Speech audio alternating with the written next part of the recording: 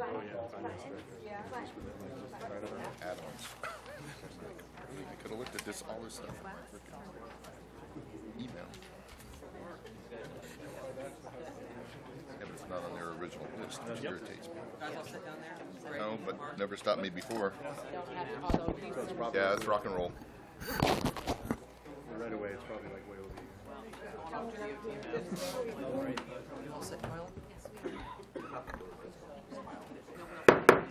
Good evening. I'd like to call the Lisbon Town Council for Tuesday, January 20th, 2015 to order. Please stand and join me in the Pledge of Allegiance.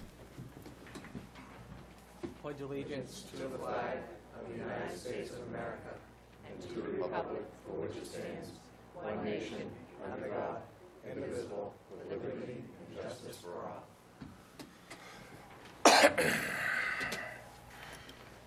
The first item, please. Will be roll call. Councilor Garrison? Present. Councilor Lunt? Here. Councilor McTevier? Here. Councilor Bickford? Here. Councilor Pesky? Here. Councilor Crafts? Here. And Councilor Brunel. Here. And the next item, please. Is good news and recognition. First, I'd like to recognize Tracy.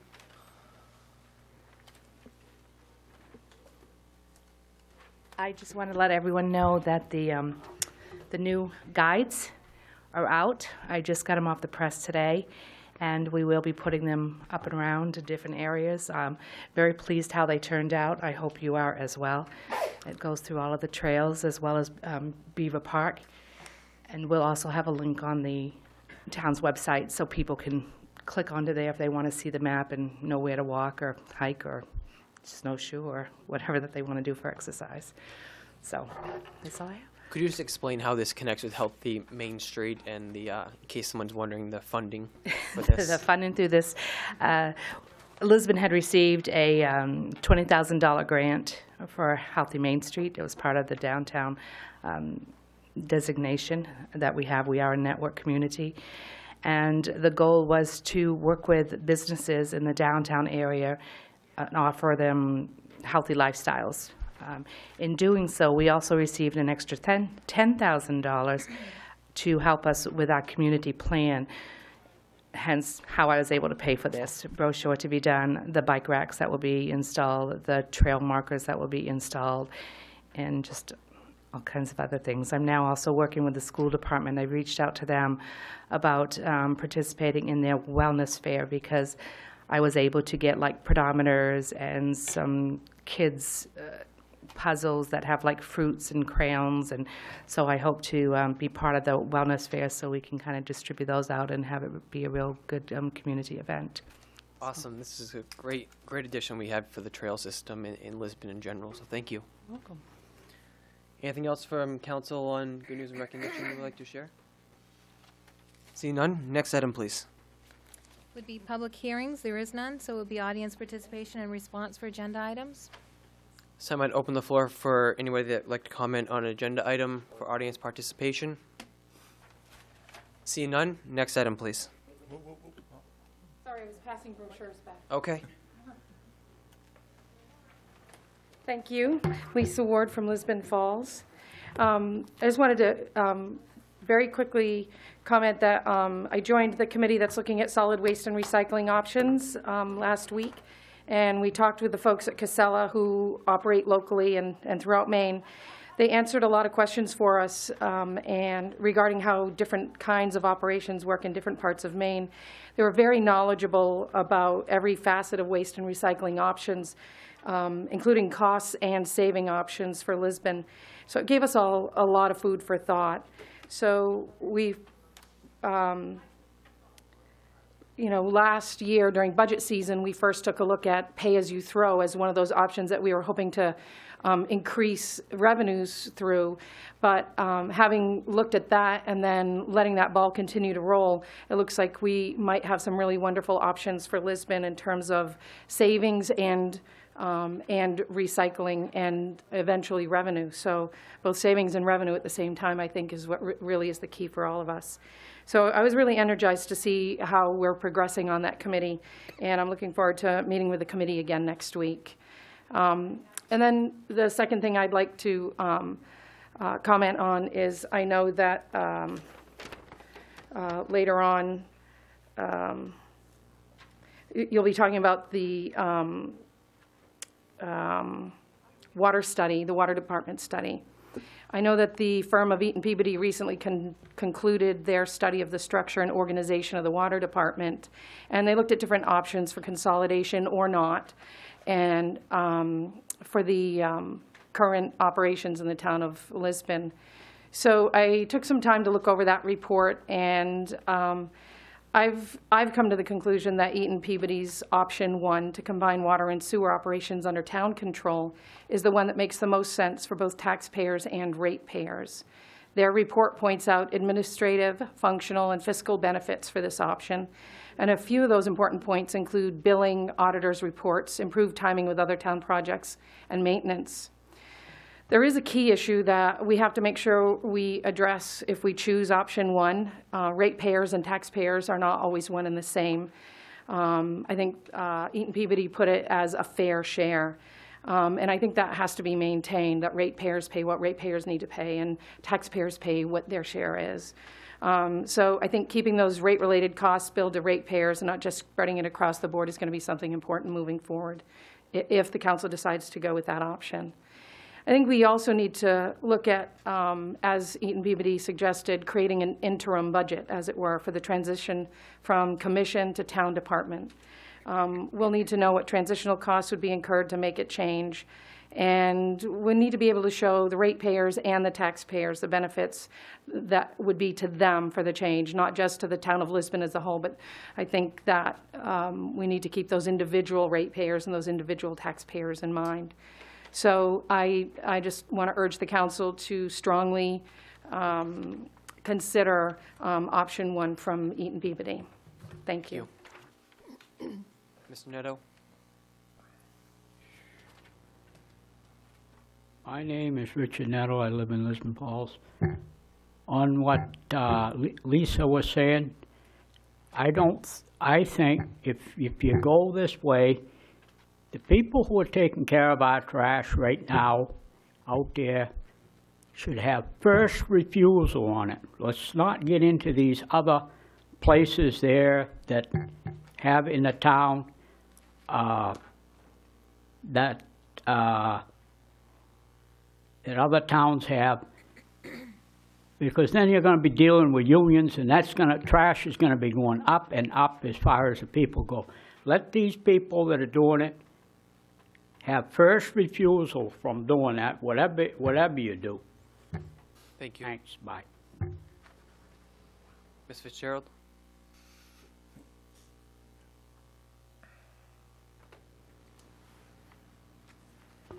Dorothy Fitzgerald, Lisbon Falls. I'd rather have saved this for a planning board meeting, but where it's on the agenda tonight, it's a good time to bring it up. This is a time when the town of Lisbon needs positive recognition, positive advertisement. Instead, we are being advertised as a town with slum and blight. This is not positive recognition. It's supposed to be improving the town. We have undergone 2 or 3 redevelopments, always downtown Lisbon Falls, and after every redevelopment, it looks worse than the time before.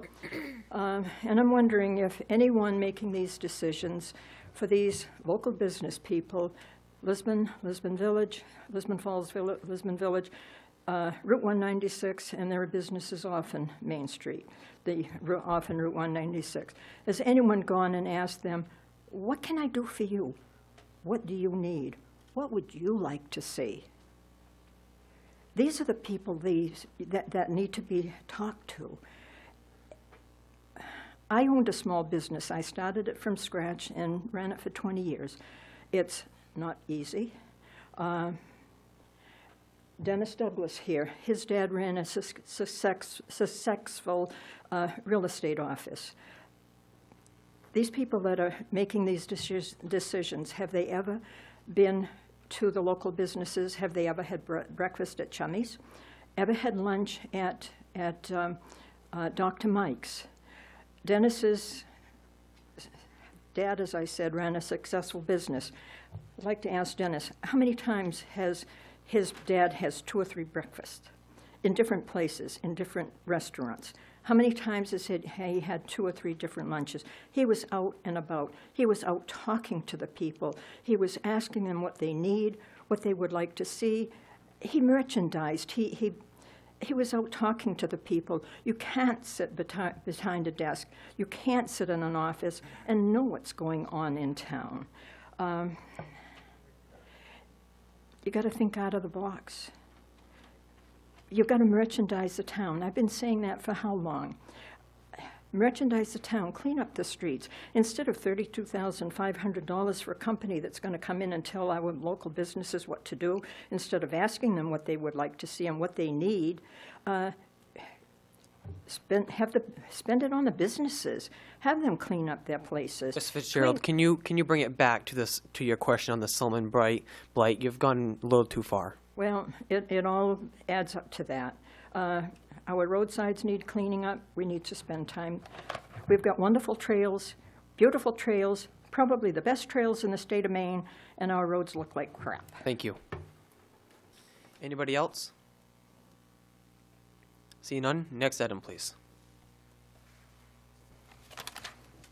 Order 2015-17 to approve the minutes of January 6 and January 13, 2015. Is there a motion? I'll make the motion. There's- Second. Okay. Any discussion?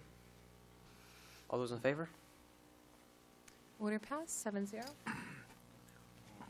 And the next item, please. Under council orders, ordinances, and resolutions, Order 2015-18, the gas diesel pump card swipe system. That's on page 15 in your packet, and Ryan is here to just give you a little overview from our committee meeting the other night. Good evening. At the workshop we had last week, we discussed the possibility of going out to bid for a gas and diesel, basically a key swipe or more of electronic tracking of the fuel usage for both gas and diesel. And based on that workshop, it was recommended that we request the permission to go out to bid to get prices on some different options for replacing our existing key control system with something that's more electronic, web-based, tied back to town office and the school department and whatnot. So that's what we're here to do. Did you have any luck with looking into moving a tank? I haven't, not at this point. I mean, it's still, I think a lot of that depends on the next, right back to the next agenda item. If, you know, if we end up moving forward with the Public Works Edition. Okay. The above-ground tank, I really don't see any reason why we can't move it. It's on a skid, and it's meant to be moved around, but I did not get confirmation from DEP at this point. Okay. Are there any questions from council regarding this swipe program? Yeah, I wasn't here for the workshop. I was out of town, and maybe it was talked about during that. But the cards that are going to be swiped, how many is it? Who's getting the cards? And Well, based on the discussion, there's a bunch of different options, and especially after doing some more research, I mean, we can spend as much or as little as you want to get a system. But the general consensus was that we would look for something that would be tied to the vehicle, and there's some options where basically you pull up next to the pump, and the pump reads the VIN, odometer readings, all that kind of stuff off from a device that's attached to the vehicle, so that way when they pump, it's so there's actually something attached to every vehicle. Yeah, it sounds like from my limit, and again, I've just started scratching the surface on the options, but it sounds like it's tied to the OBD2 system, so that way they can tell what's. Yeah, good.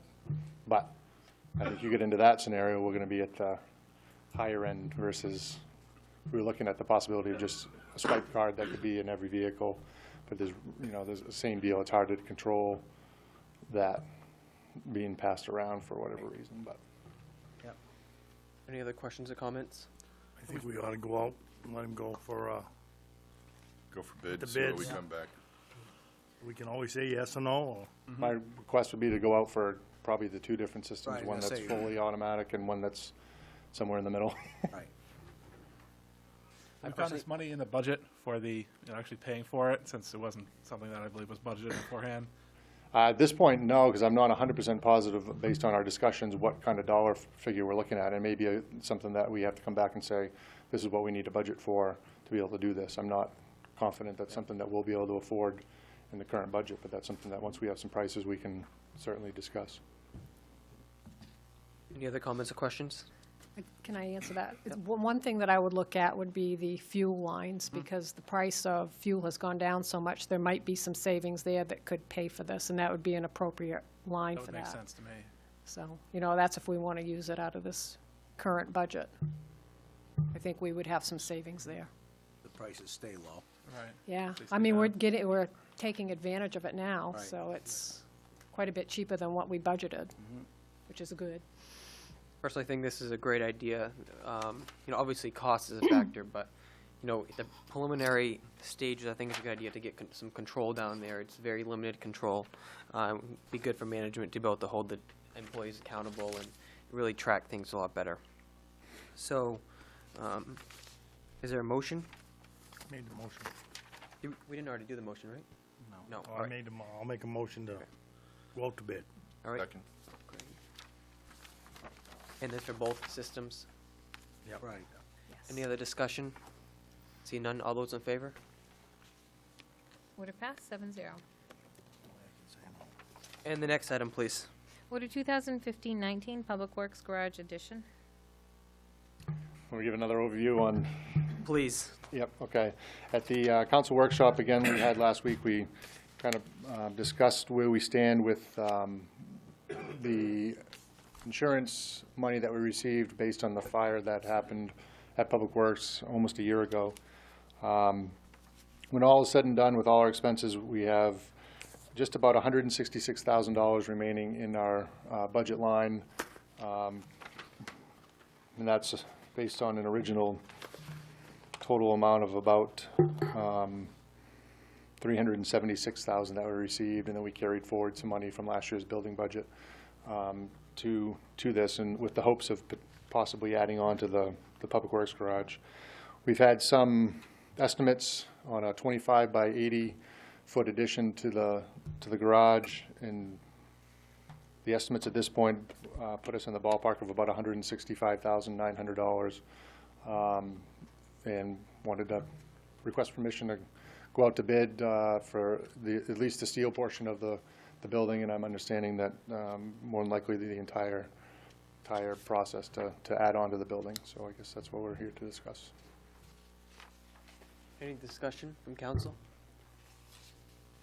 Did we ever approach the school about whether they would want to participate in this for bus repairs also? I think we'd mentioned that after the last meeting. That's not something I've discussed with Did we them. ever reach out to them? I know. No, I have not. Okay. Do you want to hold it off? Talking about repairing buses, right? Right. Yeah. Because there was a question of if they wanted it to be a little larger to fit buses in, if they want to kick in some money. We don't want to go ahead and build it, without having discussion with them first in case there's, if they want to say no, we're not interested, then that's fine. But I don't want to do it and, have them say, but, we could have given you Yeah, we could have given you. 30,000 and it would make it much more useful for us after the fact. And now you can't do it once it's built. But Ryan, can a bus, this addition that you're talking about, can a bus fit in that? Absolutely. So we wouldn't have to make it larger, it would be, I mean, the bigger the better, That was obviously. the reason why they were gonna do Yeah. an addition to myself, same thing, was Yeah. for buses. To repair the buses. Correct. Not right now. Somebody should look into it. okay. I'd say we could go forward Yeah. with it on condition that the school is asked and it comes back to us if they do have any interest in changing the specs and contributing to it. My only question about that is if the building gets substantially larger, we may be above the threshold for council to approve the contract without going to a referendum, so just keep that on your mind. Is that an amendment to the motion? We haven't made a motion yet, One yet? Okay. Yep. because I knew where this was going to Yes. go. All right. Okay. So what would we like to do? I'll make a motion to approve it with the condition that the school is asked if they want to contribute and, they're consulted on the project before it goes forward.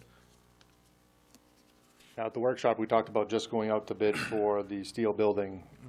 Again, Hold on just a second. Can we get a second Alright. first? I'll second that with the amendment. All right. As long as we're sure we can get what the school department needs as far as maintenance on buses in that building. That's the key. Right, Ryan.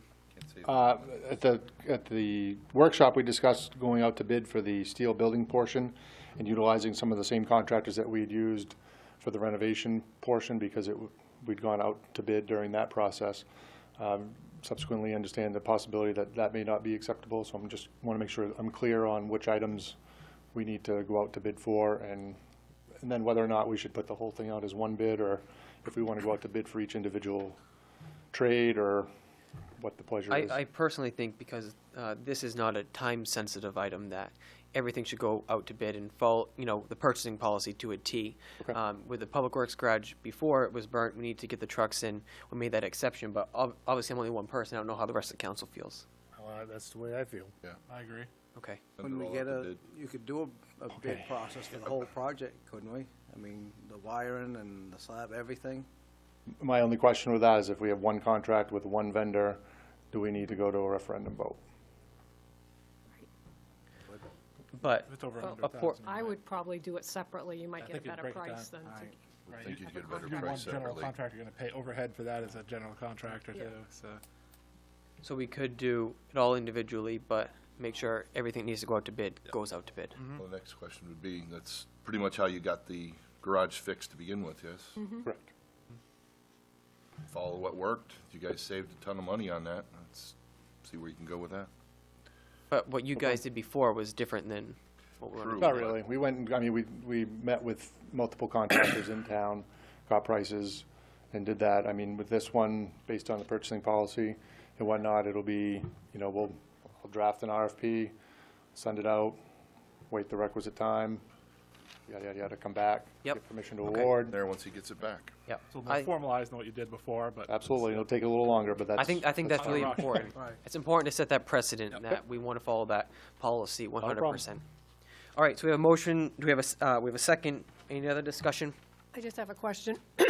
So if the school is not interested or doesn't want to do anything with the buses, did you still want to Yes, do it would this go forward. I'd addition like to have of the that option. smaller If ones? you want to go forward, you just want you to consult with them first to make sure they're not interested in throwing extra money in the pot. If And they making decide it- it needs to be making a it little bigger to larger. make sure Okay, we can all right, do I just bus wanna make repair sure. in there or something. All right, gotcha. Any other discussion? See none? All those in favor? Order passed, 7-0. Thank you. Thank you. And the next item, please.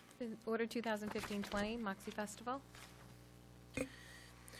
This is a carry forward item from our last workshop that Councilor Brunel, Councilor Crafts, and Councilor Mativier were not available to attend. So I just want to make sure this got back onto our agenda to make sure that these three councilors were involved in our discussion and what they, provide their input on what they thought. The summary that coming out of the workshop was that the town would not charge the Moxie Committee for police and public works and fire service. Currently, for the past 2 years, the Moxie Committee, and Gina, correct me if I'm wrong, has reimbursed the town for police and public works. It was like $7,500. But in the previous years, it was just out of the regular budget. But they had the extra money, so they said, all right, let's reimburse the towns. There's no hardship on the taxpayer. But now they're at a point where they don't have that extra money. So to help them out, the four of us thought it would be a good idea not to charge them for those services. So I just want to make sure we are all on the same page. Everyone's good with that? All good still? Yep. Do we need to take an actual vote for this, or just more of a procedure? I would take a vote, Okay, only because you've been doing it for the last couple of years. okay. It would be something different Make than the what you've motion. done. Okay, we have a motion. We have a second. Any other discussion? All those in favor? Order passed, 7-0. And the next item, please. Order 2015-21, Maine State Retirement System, Hiring Process Policy. Diane? Right, at the last meeting, you'd asked me to look at a policy regarding employees who retire through the Maine State Retirement System and want to continue employment with the town in the same or similar position. And I've got two policies here in front of you. The very first one, which is short, what this one is saying that it prohibits an employee from coming back to the same or similar position once they do the voluntary retirement through the Maine State Retirement System. The second one doesn't prohibit them, but it does require them to go through the hiring process, just like any other candidate. So I'm not sure which one you want to do. I mean, I think both of them will get you where you need to go. You know, if you want to discourage it altogether, then you would want to go with number one. But if you want to leave it open, just in case you don't get any good applicants, and somebody wants to retire, but they really don't want to retire from their job, but they just want to collect their Maine State retirement system, you would go with the second one if you want to still leave it open for them to apply for the position. But neither one of them gives the person that's retiring first refusal of the job. They don't get it right back. So they'd have to go through at least a process on the second policy. How does council feel about either one of these languages? Which one have we used in the past? We haven't had any language, that's why we're doing it. Both policies are used by other municipalities. But here in Lisbon, we never actually had anything on the books, and that's why I wanted Diane to look into this, so we do have something on the books for future. You know, one absolutely doesn't allow, as Diane said, for the person retiring to be reemployed, and one does if they are the successful candidate after the employment process. So it depends on how we. One doesn't, you can't be employed at all. Yeah, the first one says you cannot be rehired for that position. For that position, can you be hired for another position? Yes. But same or similar position. Well, yeah, so you same or couldn't- similar. Right. Depends on what it is. I think you have to be careful on that first one. It really binds your hands a lot, and that somebody might retire, and then you might want to rehire them 4 years down the line. You can't by your own policy here, so. So the second one. I incline more towards the second one. I think it gives the flexibility to the manager or whoever else is hiring them to decide, okay, if I have a better candidate, I'll go with the better candidate, and if I don't, then I can keep the other person. But that person It would retiring. discourage them from doing it because they know they have to get in line with everyone else. to do Exactly. it. That person retiring knows that they're not entitled to that position. Right. There's I think no, that's the key, Second one. yes. You had the second one in Callis, right? Yeah. I think that's a good policy right there. Okay. I like the second yeah, one. there's no guarantee that they'll get the job. It would They discourage just people have to from go doing through it the process because like everybody else. They know they have to get in line with all the other people. All right. Do you want to make a motion, Mark? Yeah, I'll make a motion to adopt Last the sentence. second policy there, beginning retirees returning to employment with the town or retirement, and Okay. the second one listed there on that page. Is there a second to Mark's motion? I'll second Okay. it. Any other discussion? All those in favor of the motion? All those opposed? All those abstaining? Point of order. May I? Counselor is only allowed to abstain if they have a stake in what's being voted on. That has to be yay or nay unless you have a stake. So if you have a stake, you have to state what that is, according to our charter. That's my next piece. I was just going to ask Council Brunel to say why he abstained for the public. Well, I work for the water department, and I have Maine Burps as my retirement. So as that, I don't see that I can vote either way, because it's voting for something that I could possibly get or not get. Sounds good. Next item, please. Order 2015-22, directives on municipal budget. This was an item that I asked Diane to put on the agenda because I know that she is going to be starting the budget process with the department heads, and it didn't seem logical for Diane to do a budget with the department heads and then it come to the council and, you know, change horses midstream. So I thought it'd be good for the council to give her some direction going forward, for going forward, so she can make a budget within the parameters that the council is looking for a little more closely. So if anybody has anything where they would like to see the budget go before it comes to us in March, it's the opportunity to say that now before she starts building it. I'll start over here with Council Garrison. Anything in particular, any direction like to see her go? Not right at this time, nothing we haven't discussed already. Okay, Mark? Try to keep it below the rate of inflation. Okay. I'll second that. There's no motion yet. Again, nothing we haven't discussed already. Yes. Okay. So we have, Eric? No, I'm going along with Mark. I think the town's seen too many tax increases over the year, and somehow we gotta stop it and slow things down, help the people. Roger? If the department heads don't absolutely positively need it, don't ask for it. Okay. Dale, you have anything special? As they said, I agree, and as I said before my election, that was going to be happening. So. Okay. Chris? You're doing a good job, Diane. Keep it up. Okay.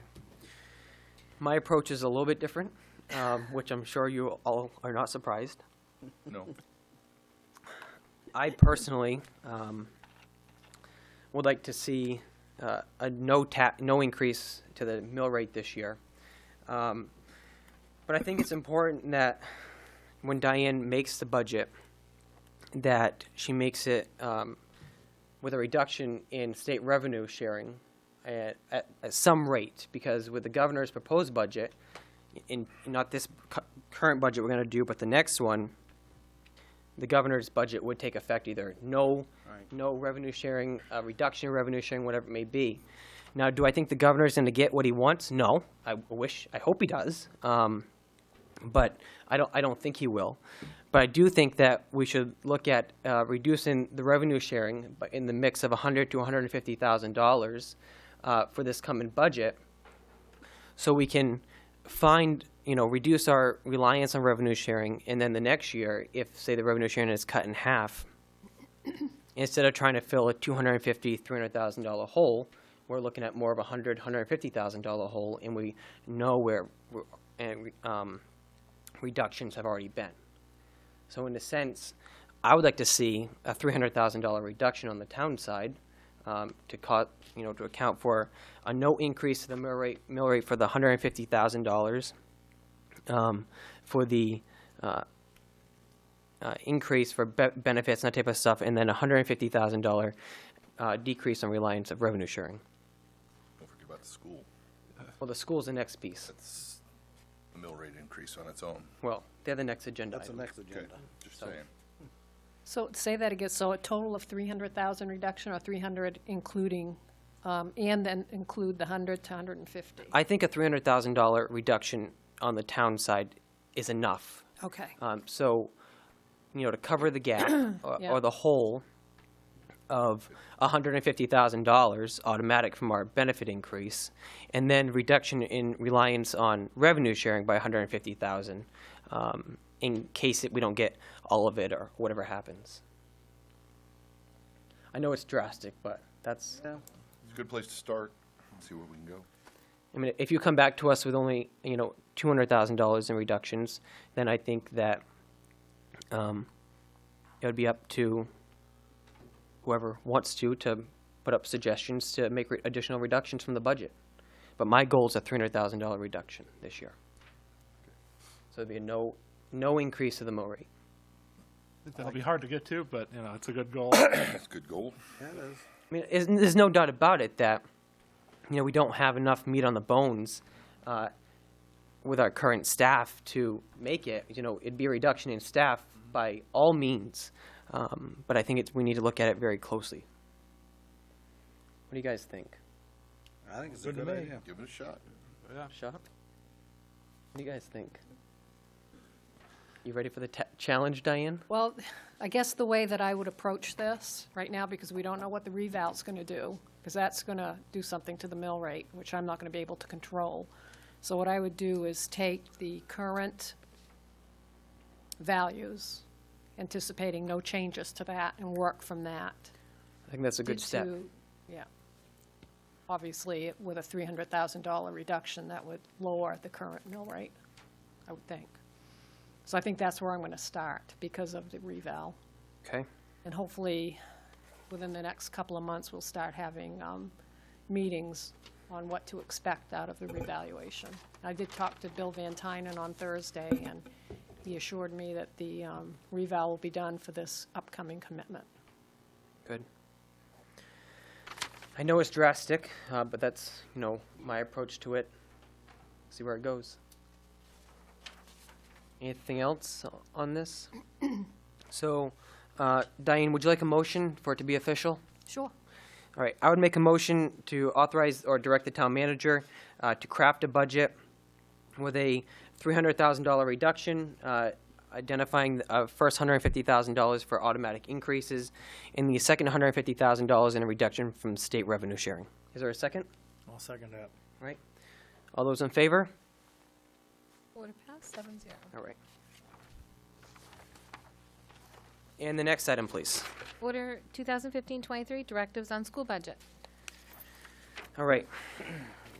This item here, once again, I asked the manager to put on the council agenda, as I know the school committee is working on their budget, and I know that they always they're on a schedule that's faster than we are because of state requirements. So as I was sitting in the school committee meetings, or meeting, to me it was apparent that they're moving quickly on their budget, and, you know, personally I would like to see some changes with the budget, and if the council agrees that changes should happen in that budget, that we give that to them in advance and not at the last minute, as we did I think my first year on the council or second year on the council, I can't remember, and not have time to make changes. My first? All right. So I'll start on this side. Anything specific you'd like to see on the school budget? Any direction? No? Okay. Dale? I would like to see the budget reduced. I'd like to see it be reduced and see where we can go with it. Okay. Reduce how much? A couple 100,000, 50,000? What was your thought? 600,000. Okay. Roger? I'm with him. You're with Dale? Yep. Okay. It's a reduction of 600,000. Okay. Eric? Like I said before, people in the town, I've been talking to a lot of people. People are complaining about taxes. They've gone up year after year after year. To be honest with you, if the town can take 300,000 out of their budget, I don't think it's unrealistic that the school couldn't take 600 out of theirs. Okay.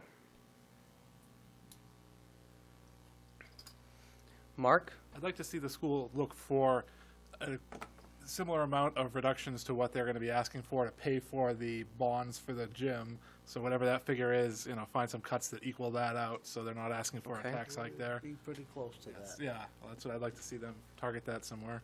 Okay. Greg? I'm not sure I would support 600,000. That's a healthy hunk of change. But I would like to see them do a reduction to reduce the effect of their mill rate on the town's budget. Okay. Because for us to absorb that entire mill rate increase, voters voted for it. So to me, that means they expect the mill rate increase. Okay. We voted for it. It got approved. For us to absorb it back into the town isn't really fair. Okay. So if you want to get it down to a zero, they need to participate. Otherwise, it's not going to get there. It's not fair. It's not fair for the town budget to have to absorb that entire mill rate increase. Okay. Especially because the town budget is half the size of the school. Exactly. That's kind of whacking us pretty good. Okay. Well, I don't have a different approach really than anybody else. I was looking at the numbers for the schools, automatic $250,000 increase for their benefits and salaries and that type of stuff, and as a town is $150,000. At the same time, I was looking at the bond for the gym of almost $340,000. So we're almost at a $600,000 increase on the school side this year, which is a healthy chunk of change. And I remember last year when we were going into budget, when we changed administration from Mr. Eldridge, and we hired interim town manager, and we hired a second interim town manager, Mr. Olmsted. He mentioned that our additional local funds that the town raises to give to the school is more than normal. And so asked Diane to pull those numbers for me a while back, and it was a little over $1.2 million between the additional local funds of $1.1 million and then the adult education portion of over $96,000. So really, if you look at it, to me, it looks like we're giving the school an extra $1.2 million more than we need to by state law. Doesn't mean it's not needed, but I think with the reduction on the town side, I think the school needs to look for a reduction as well. And I would support a $600,000 reduction on their side to see what they, really nose to the grind and see what they can find to make that $600,000 up, because the taxpayers can't continue to take an increase. And I don't think it's unrealistic. If the town side is going to try to find $300,000 and our budget's half the school, I think they can find $600,000 as well. I don't think either of these budgets will be easy, but it needs to be done, in my opinion. At this point, I would look for a motion for direction on the school budget. I'll make the motion that we direct the school to reduce their budget by $600,000. I'll second that. Okay. And that would be coming from the additional local funds raised? Yes. Okay. All right, so we have a first from Councilor Mativier. We have a second from Councilor Crafts. For a $600,000 reduction. Any other discussion? All those in favor? Order passed 7-0. Okay. And the next item, please. Order 2015-24, the budget schedule. All right, Diane? This is a very, very tentative schedule, and I'm going to have to make some changes to it after I talk to Rick Green late this afternoon. So this is tentative unless you see something really odd here. I want to come back at the next meeting with this firmed up. But this is just tentative, mainly on our side, but there's going to be some issues on the school side because of his vacation, and we can get that tweaked for the next meeting. The other thing that I want to also check on is because of the timing on the referendum for the school, we need to see if the council can adopt a warrant calling for an election so that we can get the ballots printed. In other words, what we'll do is adopt a warrant based on your decision no later than May 19th to adopt a school budget. Okay. Because we have to allow time for Twyla to get the ballots cast. If we wait till May 19th and adopt the warrant, we're not going to have enough time to get the ballots printed for the election. And the law is very specific on the school budget validation, and we have to follow that. So once you approve the school budget, we have to hold the referendum within 30 days. So I'm going to get a legal opinion on that. Does the council have anything on the draft agenda here before Diane brings it back? I had one thing. Councilor Bickford, Diane and I met with Fern and Miriam, Chair and Vice Chair of the Finance Committee, and we kind of talked about where the Finance Committee would like to be involved in the budget process. As you know, the public voted to dissolve the Budget Advisory Board, go to a Finance Committee, and it's really important that a goal we set for them was to be involved in the budget process. And last year, it was a train wreck almost, I think. It really wasn't successful from, my opinion. And coming out of the meeting with Fern and Miriam, we agreed that from if the time the town sees the budget, Diane presents it, if we could give the Finance Committee 4 weeks to review the budget, in knowing where the council wants to go for the town and school budgets now, they can make their recommendations and come back to the council the first meeting in April. I was thinking April 17th, April 7th by this agenda here, and they could provide their recommendations.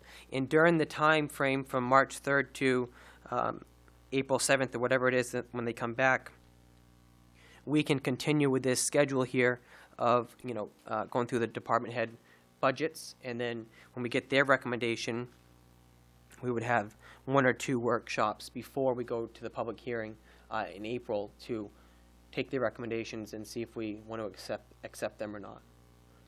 How does council feel about that? Sounds good. Okay. Diane, when you go back and redo this agenda, could you just note that on here? Yep. Okay. So then it's very clear to them where they fit into this process. Okay.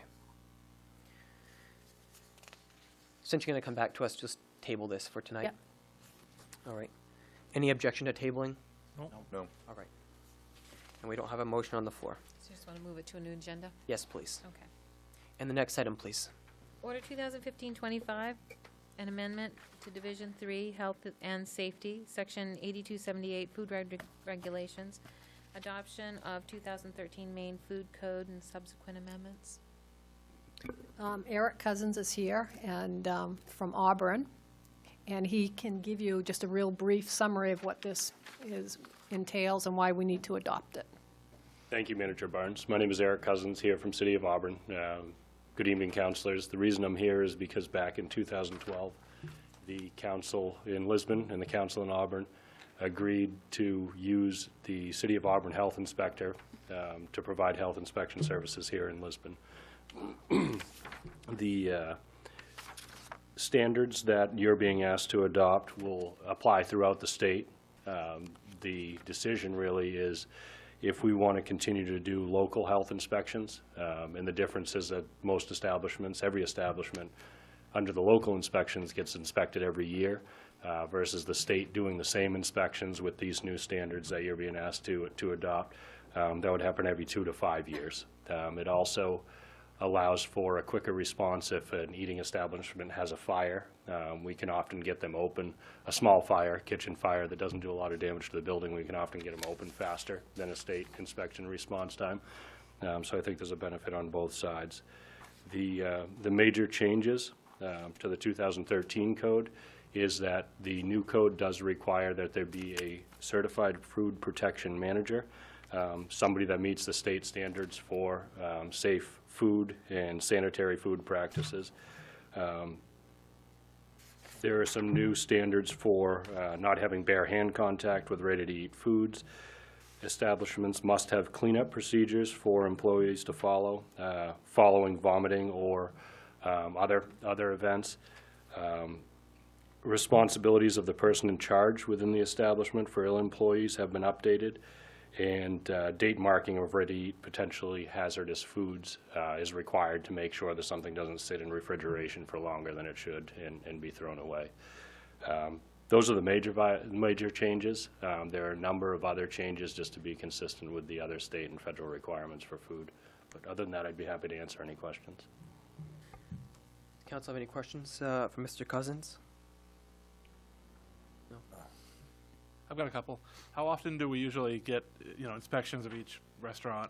How regular is that? Each establishment is inspected at least annually, and if there are any complaints, then additional inspections are done. Okay. What do we pay total for the health inspections or here? $10,000 a year. Okay. And that was, you had a longtime health inspector that was retiring back in 2012, and this was a way not to hire a new person because it didn't seem like it would be cost effective for somebody to do all the training for a part-time position. Any other questions, Mark? No. Right. Anything else? And we do have the opportunity to notify each other I believe it's every February, so that it's coming right up if we don't want to continue that relationship. I remember seeing that contract come through. Not yet, but in the past. I don't have any questions. Thank you very much. Thank you. There was no action we needed with that, right, Diane? All right, this would be a first reading.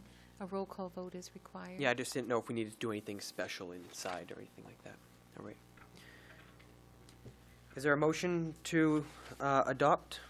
I'll make the motion to adopt. Okay, is there a second? Second. Okay. Counselor Garrison? Yes. Counselor Bickford? Yes. Counselor Crafts? Yes. Counselor Pesky? Yes. Counselor McTevier? Yes. Counselor Brunel? Yes. And Counselor Lunt. Yes. You have 7 yeas and 0 nays. Will you be scheduling a public hearing? Yes, please. Thank you. Do we need to set that date now? We can just put it on the agenda. for Okay. next time. And the next item, please. Order 2015-26 to amend Chapter 70, Zoning Division 14, Section 70-1 definitions, Section 70-564 dimensional requirements, Section 70-536 dimensional requirements in the footnotes and the table, Section 70-815 overlay zone district descriptions, and Section 70-155 variance limitations. Again, it's a first reading, roll call vote required. Is there a motion to accept these changes and we get into discussion? I'll make the motion to accept. All right, is there a second? Second. Diane? Yep. This has been back to our legal counsel, and he's made a couple of adjustments or amendments to it, and those were included in your packet, except for Counselor Pesky's. So from my understanding, this did go to the planning board, and they didn't completely agree with what Attorney Stockford said. So then Diane took the comments from the planning board to send them to Dan. Dan accepted some of them and put them in here for language, and did not accept all of them, correct? Right. Right. Well, he We're still going to move forward. Is there any discussion from He's- council on this? Yeah, Dan made just a couple of revisions to the language. Okay. As soon as council's done discussing it, I was going to acknowledge you. Anything else from council up here? Okay. Don?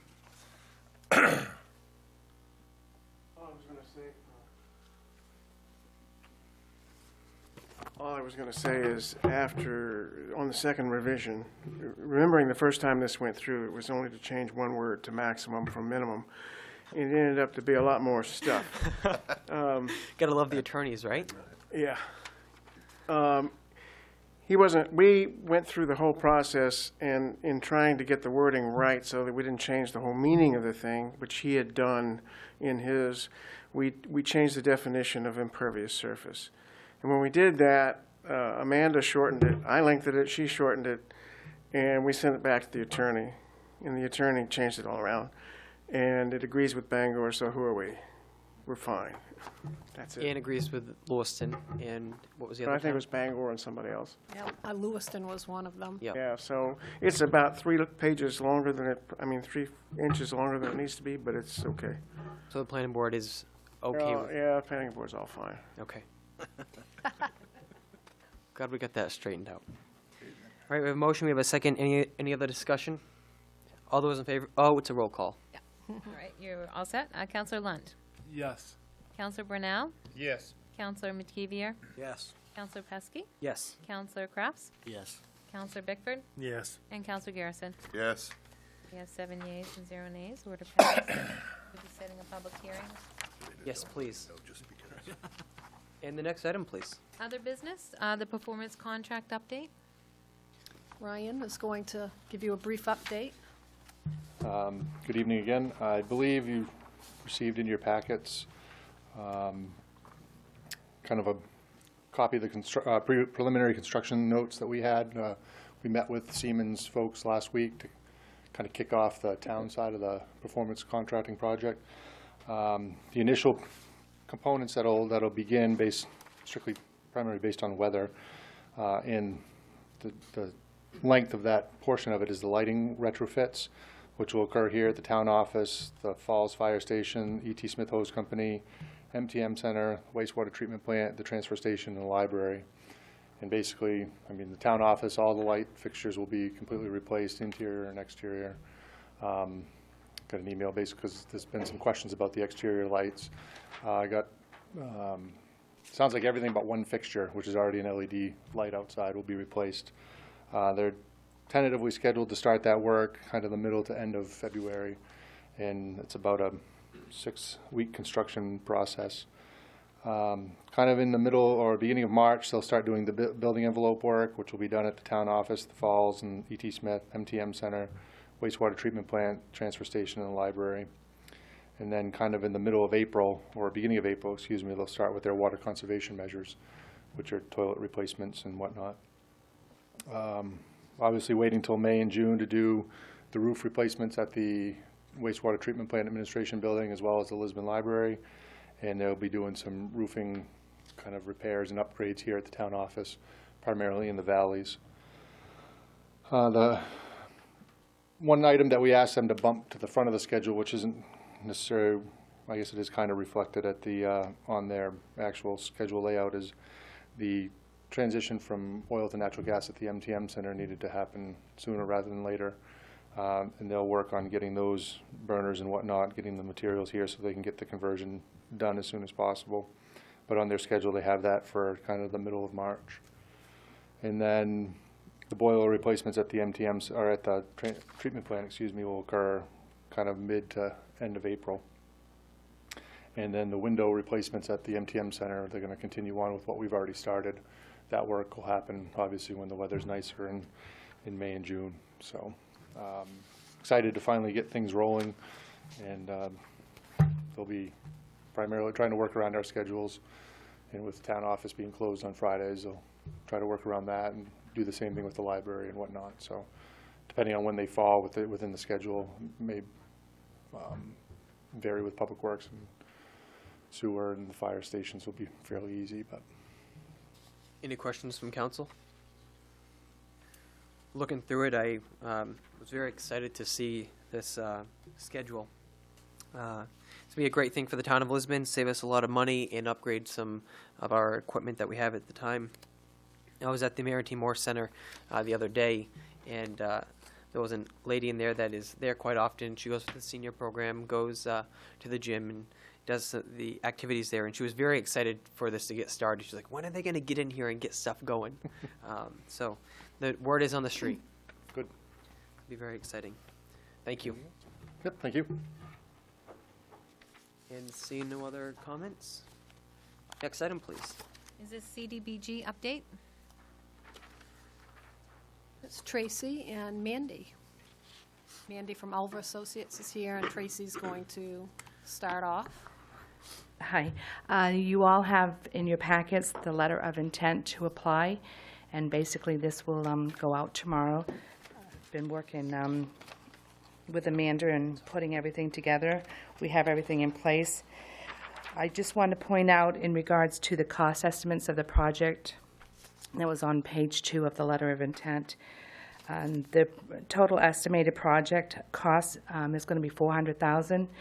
Our grant request, we were able to get up to $320,000, so that's what we will be asking for, our grant. And we arrived at that with the $50,000 that council had put aside last year as a match. We also have the $20,000 of the Davis Street extension for the sidewalk that we can include in that because the project all ties in together. And then the additional $10,000 is for my services as the grant administrator, as well as for Public Works doing some of the work for us. So that's how we were able to get to that number. And if you have no questions, then I'll ask Mandy to come up, and you all were given kind of the project or what we're looking at. This is still draft, but the numbers will jive with exactly what we're going for the grant. So there might be some tweaking and changes when we get to the final, and this is continuing. And I would like to say that we have been working with the businesses down there in the area. We've met with Nate Miller a couple of times. He went home, took the information, and I got a phone call the next day saying he and his wife talked, and they want to close off some more of that area, want more green space. So it's been a real treat as far as working with them. So I'll hand it over to Mandy. Will it be okay if I stand over here near the... That's fine. Near the mic so everybody, hopefully people can see this. I just want to have the handout. And as Tracy said, I'm Mandy Oliver from Oliver Associates. We're the engineering firm that's been hired to work with your 196 committee and trying to implement the vision that they've been working on here now for a couple of years. What we've done so far, we've had several committee meetings, and we did have a public hearing here in council chambers back in December. and went through our draft of the potential project area here. I'm trying to get in the best location here so I can most people can see, so bear with me. I think if you turn it more to the audience, since we have this layout, be easier. Thank you, and I know some of you folks have already seen some of it. So, basically, the work area that we're trying to hone in on with the budget that we have is between Union Street here, Davis Street, this is 196, this is Nate Miller's property right here, and then going over to the Park and Ride. This is the area that has been selected.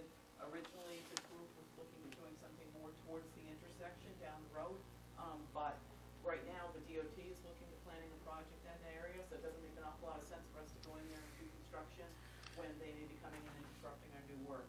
So we've moved up the street, and this is the area that we're honing in on. And what we're looking at doing here, as Tracy mentioned, Public Works is planning on constructing a sidewalk. It's already been budgeted from the trailhead down Davis Street, and we're picking it up here. This is the fence along the back of Nate's property, Miller's property, and putting a crosswalk in here, a new sidewalk along this edge of the road, and then crossing the street in this area. This is a little bit different than what we talked about the last committee meeting, trying to take people's input. We were trying to create more space and come over this way. We were afraid people would not necessarily use our major crosswalk if we did that. So this is, again, a work in progress, but what we're looking at is like the main crossing here with some pedestrian lights that are activated by a push button. The DOT has already given the town this sign that they have to use here. It's one of those flashing lights that will activate by a button that's solar powered, so it's no energy cost there. If we can put those signs here, that will hopefully make it safer for folks that are using the trail to get to the businesses. And once we get across the street here, then we're talking about a sidewalk and lighting improvement along this length, basically from the intersection at Union Street down past where Roma Joe's is right now to the green space on the corner, and across for the Park and Ride, and then back across this property and down Gate Street. So that's the scope of the work. What we'd be looking at doing is putting in granite. We've got granite curb along most of that area right now. We've removed and reset that along that edge and add new curb where we needed to, where there isn't curb right now. We'd be talking about concrete sidewalks and adding the detectable warnings for vision impaired folks as required for ADA, making everything American Disabilities Act compliant, ADA compliant along that area, trying to close up some of the areas. We just, as Tracy had mentioned, meeting with the Millers. This area right now, if you can picture the front of that, there's a sidewalk in this section. This is driveway right now. This is where their sign and all pavement is. We're talking about closing this entrance and creating a continuous sidewalk along this area. And then green space in the current area with some parking spaces. They're willing to work with the town and allow that to be done. And as you continue down towards the parking lot, this line towards the wider area would be sidewalk and then green space and maybe even some benches if we find a way to do that. So that is an ornamental lighting. That'd be the other thing, in places that we can add lighting. So that's kind of the project in a nutshell at this point. Are there any questions or comments from council? And then we'll open it up to the audience in case they have any questions for you while you're here, if that's okay. Sure. I'd like to start with council. Is there any questions or anything on this? I think that green space can make a big improvement along there, because right now it's just a sea of pavement down there, and that's, if you put in some, I don't know, shrubs or grass or whatever, there would make a big improvement in the quality of the look of that area. I was glad to see you made identification of the crosswalk as our earlier discussion. We did have a lot of discussion about that. It's just tough to fit everything in the right locations. I think that's something that's workable. Good. At this time, I'd like to open it up to the audience in case you have any questions. All I do is ask that you come up to the podium so people watching on TV will be able to hear your question. Mr. Neto? Yeah. Yes, my name is Richard Nettle. My question would be, according to this map over here, the buses come over here on the other side of, I guess, Miller's, and they park over there and wait. Couldn't there not be, because there used to exist, one of them places where you could cross the crosswalks over there? Maybe I can point it out on the map over here. There used to be one there when we had a grocery, when we had when we had a grocery store, Food City, when it used to be there used to be one there crossed over. The buses stop over there to pick up the people, to, you know, they go to Lewiston or go to work or something like that. They stop over there because there are other places too, but that's on Main Street. But they stop in there. Could there not be another crosswalks in there where the old one used to exist? Thank you very much, Mr. Nutto. And it looks like Ms. Oliver is taking notes on this, and I'm sure from working with her, she'll go back to the office and see what she can find out. Are there any other comments or questions from the audience while we have this here? All right. Thank you. Thank you very much for all your hard work with this. And I appreciate the detailed packet here, Tracy, that you provided us, and keep up the great work with this. And the next item, please. Is the Water Department study? Roger, would you like to head this up, or would you like me to? It's up to you. Go ahead. No, you go ahead. Okay. You're better at speaking than I am. The Utilities Committee that is made up of 3 water commissioners and 3 councilors, but unfortunately, Councilman Mativier wasn't able to attend. We met with Manager Barnes and Mr. Layton, and then Ms. Reynolds from the Water Department to review this proposal. Dawn and Dick were there from Eaton and Peabody to go over this with us. If you have read the packet, you know that there are 3 recommendations or 3 proposals that they provided us with. And looking at proposal number 1, if we were to combine, they're roughly somewhere between $75,000 and $100,000 savings. And that was with an elimination of 1 secretary with benefits, and that was also with elimination of $30-something thousand, correct me if I'm wrong, Bill or Shelley, from the current Water Department budget that they kept in there when they changed administration. The Water Utilities Committee didn't feel it would be appropriate at this time to make the transfer or to accept any of these recommendations for massive change. What we did conclude, though, is that it would be important for the town and the Water Department to have a cost accounting system, so we can really account for true cost to the taxpayers, the sewer ratepayers, and the water ratepayers, because we found that some things the Water Department is doing for the town that we're not being charged for, some things we're doing for them that they're not being charged for, and then same thing when you involve the sewer department. So Dick and Don recommended a 12 to 18-month period where we have this account cost program or account cost program, so we can really see the true expenses for the water department, the sewer department, in the town, and not just make a random assumption of how much things are really costing. In the report, there was some concerns with benefits from the water department employees to the town employees that would have to be addressed at the same time. So we came out of the committee meeting with a recommendation, and the commissioners are going to go back, and Roger and I are going to bring it to the council.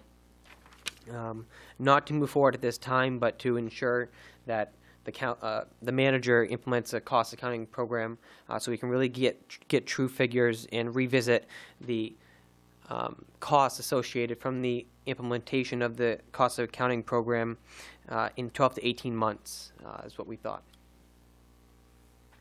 Did I miss anything, Roger? No, you got it just right. Anything you want to add? No, you said it perfectly. Okay. Does council have any comments, questions, any direction you'd like to go in with this if you don't want to do that? I did put a hard copy of the report in all of your mailboxes for you to see as well. Even you, Greg. I know you like it electronically, but I put one in your mailbox. Listen, just because you can't use your iPad doesn't mean I can't. I'm still jealous, okay? You don't have to put it in my face. I'll look at the hard copy after. Okay. Any comments, questions? Nothing? All right. I think it's a sensible way to go. Yep. I agree. The next item, please. The town manager's report. I just have a couple of items. I just want to let you know that Joe Jean Keller from the Lisbon Library is going to retire at the end of August. So we want to wish her well in her retirement and thank her for her service here to the town of Lisbon. She'll And- definitely be a huge loss to the library department and the town, and big shoes to fill. I know. And, you know, we'll work towards filling that position towards the beginning of summer.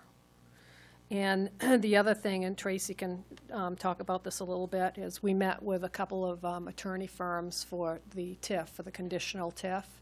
And we would like to go with Brandon Isaacson for the cost. And Tracy's worked with those attorneys as well.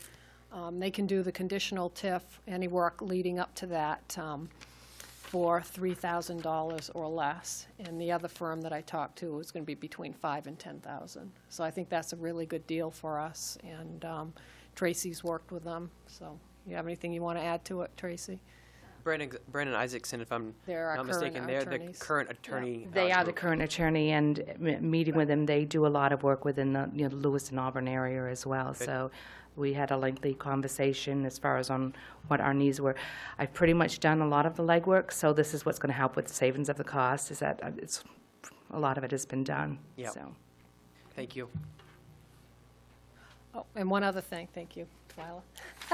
We got Twyla, right? I know. Monday, we're going to be closed here from 7:30 to 8 in the morning for active shooter training. The Officer Picard is going to come over and do some training for the girls here, and then he's also going to do some off-site training as well at other departments on different days. But we have put a sign on the door, actually, for that half hour. Very good. Okay? That's good. All right. Next item, please. Is the auditor's participation and response for new items? Before I acknowledge folks for the podium, I neglected to respond briefly to the audience participation items beforehand, number 5. I just want to take a couple minutes to make sure I address a couple of points there. As Ms. Ward talked about, and I was going to mention later on, again, in council communications, is we had a waste committee meeting that was very beneficial, from my opinion. Mark was there, and Diane, and Ryan, and we have another meeting scheduled for next Monday to review the proposals or review different options, and then we'll come out with hopefully some recommendations of where to move forward.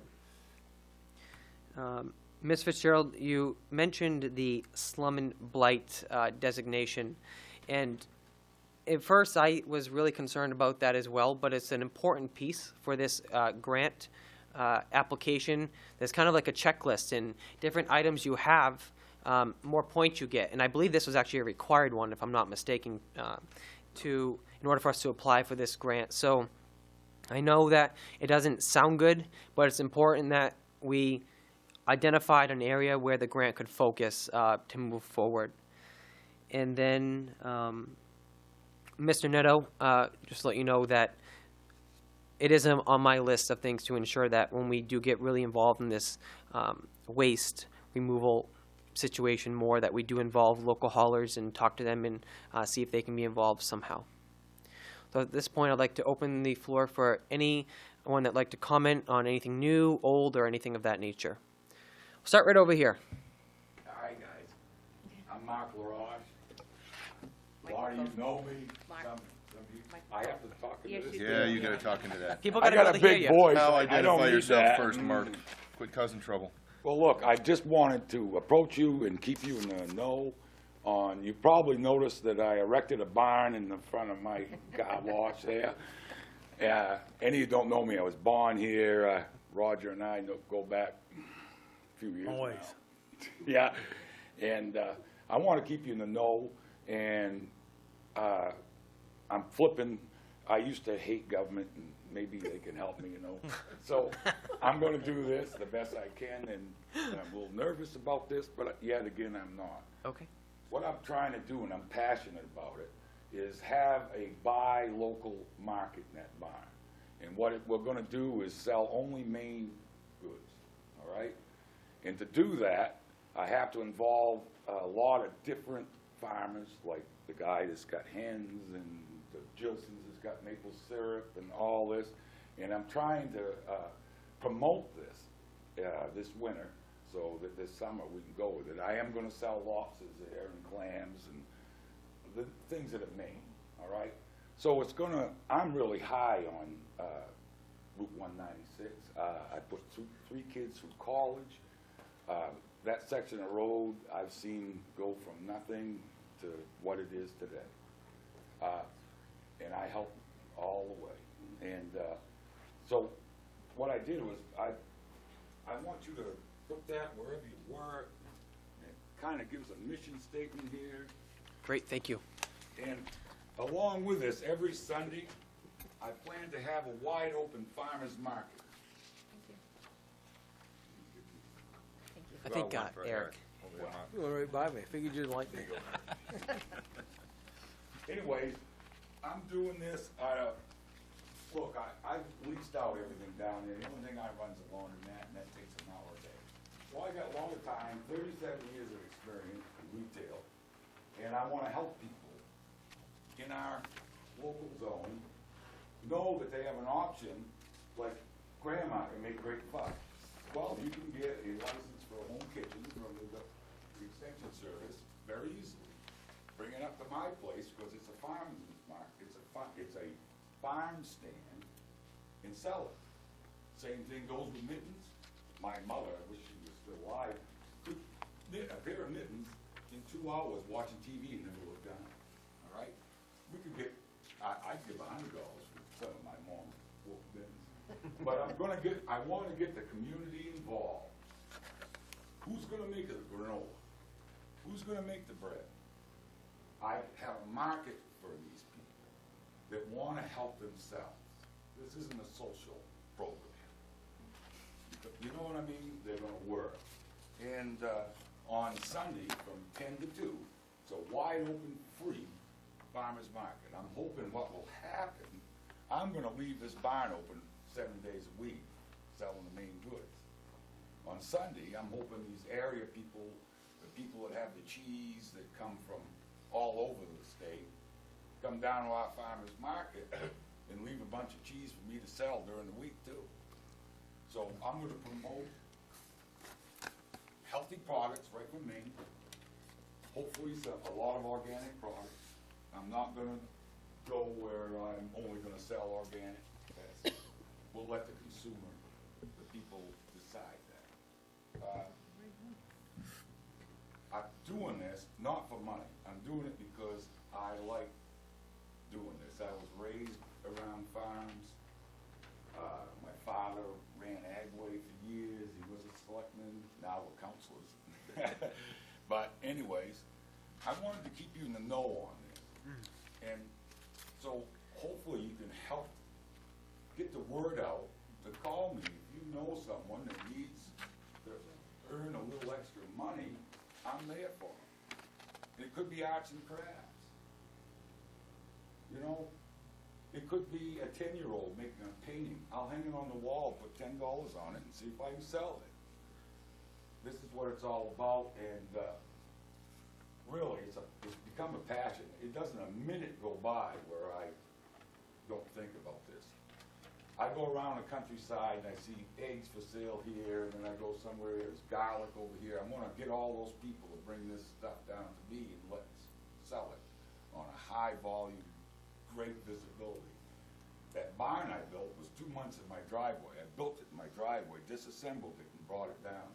Really?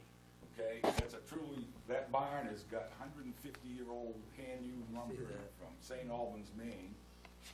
It's got rafters from Starks, Maine, out of the cannery there. And it's got Bickford Sawmill lumber from up on Main Street. And everything else is from, everything I could do to make that a real Maine attraction. I'm high on Lisbon. I think that little section I'm in anyway, don't touch it. That thing's just rolling. All right? So anything you can do to promote this for me, and I want to keep you in know. You got any questions? I'm really passionate about, I know I have a 92-year-old mother-in-law that cooks fudge that you pay $10 a piece for, all right? You give her an extra $100 a week for making her files, you know what she's gonna do? She's gonna buy extra presents for her grandchildren. She's gonna fill her oil tank, and she didn't have to call and ask for help from anyone. She did it herself. And I'm gonna have a public meeting February 10th at the NTM Center at 6:30. And I'll go over this with the public. Hopefully we get some people to attend. How do they get a license for their kitchen? How do they do this? We'll have that all together for them. And I just wanted to let you know what I'm doing because a lot of people say, what the heck's that? They say it's a covered bridge. I said, well, that's not really. But anyways, you all got a little information there. And Mark, what date did you say you were gonna do that MTM? What date? February 10th. February 10th. What Yeah, time? 6:30. There you go. Yeah, and it's all reserved, and we're all set to go. And I'm hoping we can have a farmer's market on Sunday that'll beat all, because I'm gonna make it free. Okay? They just come down. They, of course, have to have their own license. This is a mobile vendor's license, but it's easy. I can talk to everybody and have all the licenses, and it's easy. The extension service is right on Main Street. They walk you through the whole thing. So, good luck. This is awesome, and thank you for bringing this forward. Good luck to you. Hope you guys put it up your workplace, get people interested. And you know, I'm going out of my circle doing this, guys. I'm in a small circle now. So, you know, get it out in your circle, and the hardest thing is to get all these people together and have me manage. I'm looking forward to it, and I'm good at the same time, but people, farmers are interesting people. Great, thank you very much. Mr. Neto? Okay, my name is Richard Neto, I live in Lisbon Falls. Okay. I'm gonna have to do this from the top of my head because I left the thing I had written down on paper at home. I got the wrong one. It's my goals for 2015, and I'm sure you don't want that. This has to do with all what we're doing in Lisbon. It all fits in. You might not think of it, it does. What I would like to do, and I would like to have Lisa Ward with me on this, I'd like to get a committee going for, in the town, a bicycling committee going to discuss certain problems that we have in this town. She discussed one thing with me about narrow roads, Lisa Ward did, when she was chairman over here. And besides, I did vote for her. You know, bicycling is going to be here, you know, for working, people who like to recreate, you know, use our trails and stuff. It all fits in. Anybody looking at this town is going to say, well, do I want to be here? Okay? They're going to want a town that's not run down like our town is presently now. And is it a livable town? And that's all fits right in. And I'd like to get a committee going, and a standing committee, actually. I don't want it to be something that's going to just run year after year. And if Lisa Ward would want to be the president of that committee, hey, she'd be the best person for it. There's 4 problems, big problems in town that need to be addressed. One of them is down here by the church and bicycles coming through. Now, the police chief says you cannot, because that was my idea on it, cannot go down the sidewalk because the sidewalk is not for bicycles, okay? I know towns pick and choose with laws in the state of Maine that they're going to enforce, but there's a lot of people who do it. And I'm probably guilty of it once in a while too myself, especially when there's snow on the ground and there's no other alternative than other than being out in the middle of the road. Okay, there's that part. There's the part up by the elementary school. That's a problem, not the high school. That's a problem too, going across over there. I don't know what can be done right now. Downtown's going to be a problem when the new bridge is in and the trucks are coming in. And I'm not going to really address that there is possible a solution, but I'm not going to address it now. I will wait to a later time. Then you have another problem, like I've addressed many times up here in Lisbon. There is possibly a solution, and that's pushing the sidewalk on where Graziano's is, and I don't know how much room there's in there. Push it back in. You got the grant. And in fact, I just happened to think of that one idea tonight. Push it back over this way.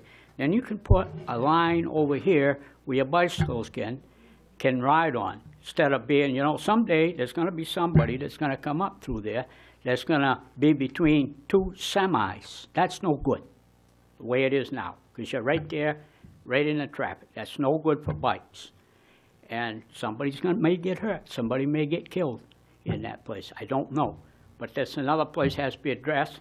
The other thing that needs to be addressed that we talked about originally, it was her idea, and that's, you got narrow roads and you got wide roads and stuff like that, is to come up with some kind of a map of the town pointing out this stuff. Now, I think there is a solution to it. The state has something where they put down the amount of traffic. But what I'm thinking of is a sort of a colored map. You don't want to use too many colors because every color you use, price goes up. The map could be paid just like we did with the old map of the town. People went out and they got money from the merchants or from other organizations to help pay for making the map. So we could do that. I would like to ask the council to start, you know, a five-person committee, no more than five. I don't think we need more than that. We need to have elections once a year. Though, I mean, one rule would have to be that there are no bad ideas, okay, or ground rules. And everyone elected every year. If they want to stay in the same position, that's fine, but an election every year. You need a chairman, co-chairman, a recorder, and that would be the same thing as a, or what's the word I want, to keep everybody on the same subject. I can't think of the word right now. What? Moderator? No. Secretary. No, secretary, but there's another name for that. No, parliamentary don't have nothing to do with that. I can't think of it right now. I just had another stroke at the beginning of this year. So I was going to go to that meeting, but I couldn't. I told Roger about it. I don't know if he told you about it, Dylan, or not. But I would like to ask the committee to allow there to be a committee on bicycles, you know, for recreation and going to work. Mr. Neto, I think what the best bet for you to do would be to somehow write up some sort of proposal and send it on to the manager's office, and then we'll address it from there. She has one of the copies that I had. The one I had, the other copy I had, stayed home tonight. Okay. Sorry, but great. I appreciate you coming up to share your insight with us, and we'll take a look at it. Mr. Bauer?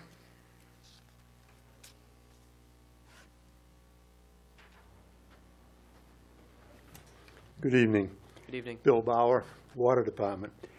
The council enacted a fee schedule that was implemented January 1st this year for opening the roads, road opening permits. And the fee for opening is $150 per every time you open the road. And in the past, the Water Department has paid a flat fee of $200 for the entire year. And I'm wondering if there can't be some kind of a flat fee that comes up to meet that standard for the Water Department. Case in point, if we have a shutoff valve, for instance, and we have to dig a hole in the road to free it up, are we going to be charged $150 for doing that? If the sewer department, for instance, has to break pavement around a manhole, are they going to be charged $150 per? I would like to see the council reassess that or to look at it. I don't have any objections to paying a fee, but I think the $150 per is a little much. I think we've had, what, 3 breaks this year so far? So we're up to, you know, pretty good substantial amount of money right now, far more than what we were in previous years. You know, if we could have a blanket for whatever, I'll leave the figure up to you people. But I just think it needs to be addressed for the sewer department and for the water department. And I'm not sure what you do with Public Works. You know, I don't know whether they have to pay it or not. So that's pretty much what I was looking at. Great, thank you very much. Is there anybody else? Fern? Fern LaRochelle, Lisbon Falls. Next item coming up, because this is new or any business, right? It's all good now. You can accept the Finance Committee resignation. I just want to, before that comes up, Lori Pumlow has put in a resignation for the Finance Committee, and I just want to publicly thank her for the time she's put in. She's, anytime that you sit on a voluntary committee in due time to actually help the town, I think that's actually very credible. So I just want to ahead of time thank her for her time, and hopefully as you move forward with the process of actually getting a new person to replace her place, that we have some good candidates come through that want to volunteer just as well. Thank you. Great, thank you. Anybody else? Seeing none. Let's see. I encourage you to work with Tracy on the farm stand. I think it's going to be a great thing. And from looking at the documents, it looks like you might already be working with Tracy. I've seen Tracy. I'm working with everybody. Good. Well, I encourage you to work with her very closely. She does a good job, and continue to grow your farm stand down there. I think it's be a great addition to the town. Mr. Bauer, as you remember, I'm sure you remember last year, the council reviewed the fee schedule for the first time in many, many, many years, and that was with Mr. Olmsted. And when we reviewed the fee schedule, we made a commitment that every single year we would relook at the fee schedule. Maybe we don't have any changes, maybe we do. So it is on my radar to look at, next month before we start the budget, to relook at that fee schedule, and I'll make sure I keep that in mind. I'm sure everyone else will keep it in mind when we take a look at that. And if you're here, I'll make sure you know we're going to talk about it, or you might be on vacation. I'm not sure. But thank you very much for bringing that forward. Anything else? All right, the next item, please. Is under appointments, Order 2015-27, to accept the Finance Committee resignation from Lori Pablo. Is there a motion? I'll make that motion. All right. With regret. Is there second that. Okay. Any discussion? It is, it's a loss to the town to lose Lori to the Finance Committee, but she has obligations that she has to do, and I personally want to thank her for her service. All those in favor of accepting? Order passed, 7-0. All right. And the next item, please. Council Communications. This time I would open the floor for any council communication. We'll start with Councilor Garrison. Do you have anything? No, sir. All right. Councilor Lunt? Nope. Nope. Eric? Roger? Well, I got one tentative thing. We should be having a meeting in Augusta shortly, very shortly, on the Trails to Rails. Hopefully, we can jumpstart it and get it going. For the people that are going to be there, I think we can.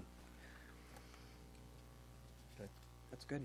That's a good program that you have working there. You've been working on it a long time, and looking forward to the results coming through. Councilor Crafts, do you have anything? Chris? No, at this time. All right. I do have a couple of things that I just want to bring to light. I attended the planning board meeting on January 8th, 2015, and they set their priorities going forward for this coming year. They set 2 priorities. The first one is to draft or put together some sort of property maintenance ordinance to send on to the council. And the second is to work on access management. So I wanted to make sure the council knew what the planning board focuses were going forward. I had those right, correct? Good. At the last school committee meeting, Superintendent Green alluded to that the Lisbon School Community School was identified as a focus school by the Department of Ed. And I know that since the meeting was aired, I've got 2 phone calls from folks wondering what that is about. I referred them to the school committee and Mr. Green, and I encourage anybody else that has any questions about that, or you see it in the media. Council we don't have any authority over that. We don't know the details of that just as much as you do. So I encourage you to reach out to your school board and superintendent for your answers on your questions. The January 6, 2015 council meeting, you might have noticed, was not aired. We had a problem with the audio connection, so they did not air it. But I want folks to know it wasn't some mysterious thing happened or some excuse that we couldn't explain, but I wanted you to know that the meeting had an audio issue. And then got an email from Chief Brooks that the police department is starting a citizen policing academy, February 26th, to May 7th, every Thursday from 6 to 9 p.m. And you can obtain an application by emailing Sergeant Stewart or calling the police department. I'm sure they could get you one somehow. And then my last thing was, if Diane, you could just make sure that the council's directive on the school budget can get sent off to Superintendent Green, so he gets that from you, please. And that's all that I have. And next item, please. There is no executive session, but it would be Order 2015-28 to adjourn to a workshop to discuss town-owned land. Is there a motion? I'll make that motion. Is there a second? Second. Okay. Any discussion? We will take a 5-minute recess and then we'll come back. All those in favor of going to the workshop? All in favor? Order passed, 7-0.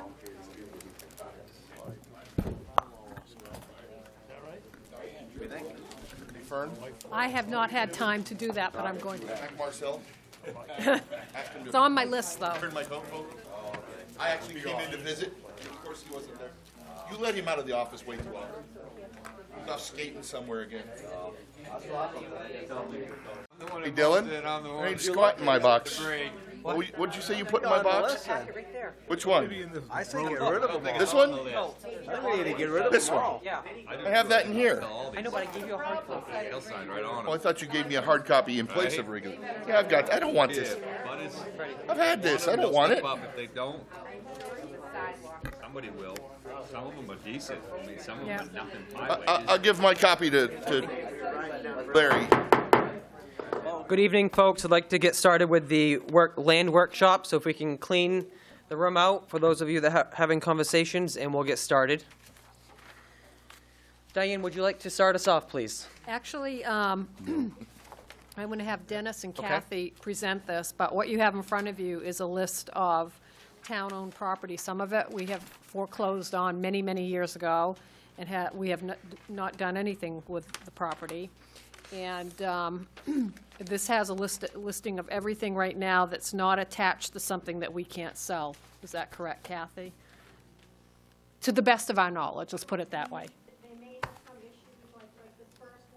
Kathy, could you come up to the podium and bring your stuff with you, because this is going to be televised.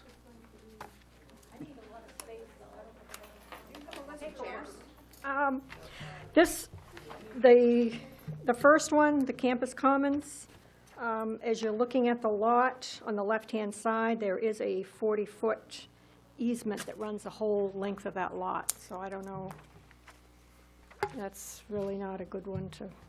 Right, so that's probably one we couldn't do anything with? Okay. Yeah.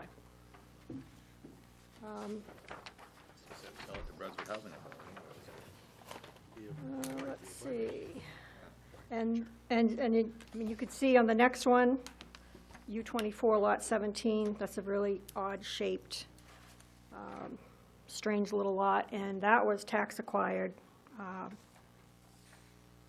probably 10 or 15 years ago.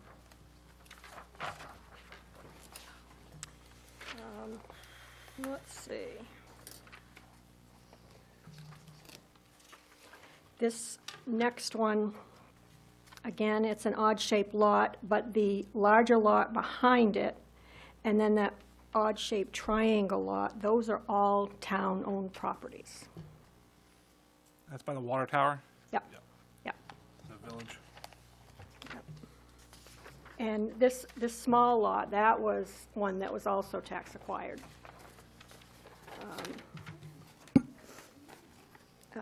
Basically, I think the people walked away from it because they discovered that there was a house on this lot, and the house was actually right in the middle of the right-of-way. So You're talking about the first three, or the first four? that first little lot, U 1961. The Park Street. There's an X on the lots. Yeah. Which one is that one? 19? U 1961. Oh, okay. Yeah. Yeah. Yeah. Yep. Now- She was going in order, or she was jumping around, or? No, going right in order, same order as you have them. The next ones, all the Winter Park subdivision ones, these were all tax acquired. And these are open spaces that need to stay in their natural open space. These, I would recommend having an attorney giving you an opinion on these, because I don't know what the town can do with these now. What's the reason why they have to be open? That was part of the deal for the subdivision. It's right in the approved plan signed by the planning board. And, up on the other end of it, the old landfill too? Yeah. I think it is. And these, basically, it's my understanding that the developer just walked away, said, I don't want them, and they just became tax acquired. And do nothing with them. Right. Are they unbuildable? Yeah, are they unbuildable for like physical characteristics, or is it a deed restriction? Design a subdivision like that, you reserve so much green space. I haven't done a number of subdivisions myself, I've never seen, essentially, we must not have, when that subdivision is approved, we allowed the developer to maintain, to own that land. From the story I heard, he wanted the town to take it over, the town said no, so he just didn't pay the taxes on it. Typically, when you do a subdivision like that and you have that open space, that is divided amongst all of the house lots in that subdivision, they all retain ownership. So the problem here is if the town owns those open space lots, which nothing can be disturbed in there, somebody goes and dumps oil, antifreeze in there, whatever, the town's liable for those spaces. Beautiful. So I would suggest you want a legal review on what they can do with that land, but it should revert to all the lots in that subdivision. It should have been done on the original approval. Is there any way that could be changed so that it's not open space, or is it? It goes against the whole idea of Yeah. creating subdivisions and reserving space set aside based on how many lots, but I'm sure there's a way, if you know, if you an amendment to a subdivision, the developer that did the subdivision, who's gonna take ownership of the subdivision now? I think it'd be very complicated to do. Okay. The next one, map R1, lot 8, that is the old town dump.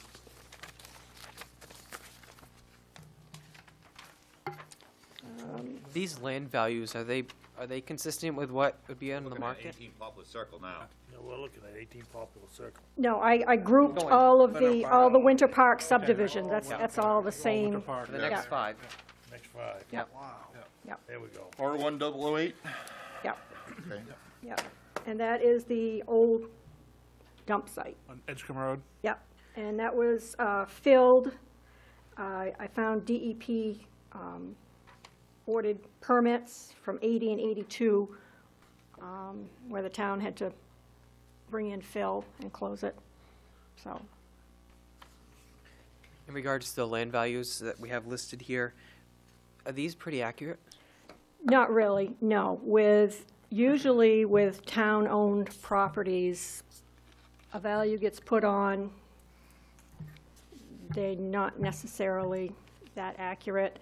And that's very typical in any town. I mean, they don't spend a lot of time on coming up with an exact value, say like your schools and that kind of thing. So, and I called the Reval company today and asked them about the values, and they said what they do is on the town-owned properties, that's the very last piece they do. They do all the taxable property first, and then at the very end, they will go around and review all the town-owned properties and come up with a value. Well, it's getting the tax bill for it, so there's not Yeah, much of an yeah, incentive so there's to not do much, right, exactly. accurate job on it. You don't want to spend a lot of time. We can't do anything with that anyways, because it's an old town dump, Right. right?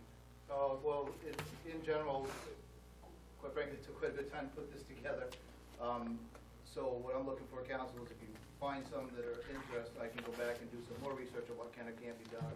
Road frontage, buildable, not buildable. Haven't done that yet because you got 48 slides there of properties, and some of them you can throw out pretty quick. But as far as the history on that dump, I don't know the history on that. I don't know if it was clean fill, if it was actually landfill. It was a landfill. Yeah, that's the whole problem. Knowing that, my guess is when the EP closed and filled it, that's essentially, you know, you probably can't disturb that. You open up all of it. The ball field out of it, maybe. I would think. That was the one before Pinewood Road, whatever. Yeah, and that one's not in here, but this is the one out in Edgecombe. Yep. All right. Okay, the next one, R614A, that lot, that's actually the start of the paper mill trail. I think we have it out of order here. Did you miss the Ridge Road, the old old school site? Yeah, old Ridge Road. Yeah, really. There we go, yeah. The, Old proposed school site. R5001C. That's the old. Yep. Oh, yep, there it is, got it, yep, yep, That's the next one. yep. And you can see that's 33 acres. I think that's definitely a site we want to home in on is, you know, if we're going to do something with it or sell it. Yeah. It's a valuable piece of land unlike some of these other ones. That's one that we ought to do. Yeah. Yeah. I think we should I probably would think so. go take a tour of that lot and see what we've got there, you know, walk it ourselves. You got lots of trails that the bike rider, Right. motorcycle riders use. Right, I know next that. one, That's what you please. want to know, but we've got, you know. Okay, R614A, Well. that is the start of the paper mill trail, that lot. Okay. Oh, yeah. Yep. R950, that is just a tiny sliver of land that goes between Littlefield Road and, Okay. yep. Probably not buildable at all, is that, it's right in the floodplain there. Yeah. Map R953, that's a small little piece that's landlocked. And again, I believe that one also was tax acquired years ago. Chance we could sell that to the abutter? I believe the house is on Littlefield Road. Yep, I believe there's off of Littlefield Road. Pretty rough house in front, and the barn garage probably is on part of that property, from what I can tell. But I'm assuming the person on that lot is, if it's not vacant, it's actually supposed to be. Yeah. I think somebody's in there right now. So I guess they wouldn't have the funds to purchase that. Correct. They're not supposed to be there now. I know that place. I know exactly what you're talking about. Next one, U117. This is actually at the very beginning of Summer Street. It's across from the sewer treatment plant. Kind of a long, narrow strip. Maybe the people that bought the old. Cemetery, Yeah. isn't it? Yeah, I was gonna say, isn't it like a Runs the hill? backside of the cemetery. Yeah. Yeah. Not very wide. Pretty good grade. The next one, map U2, lot 57, that is the park on Summer Street. You ought to get some more information on that one, Dennis. Summer Street Park? Yes.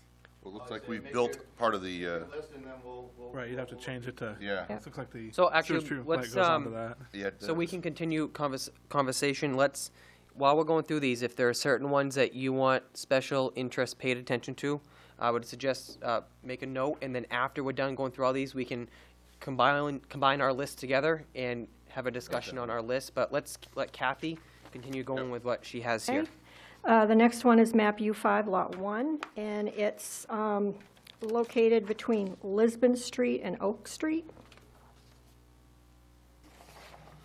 Right across from, it's just down from Crafts. Okay, I know where Yep. it's at. Yep. Park there. Yep.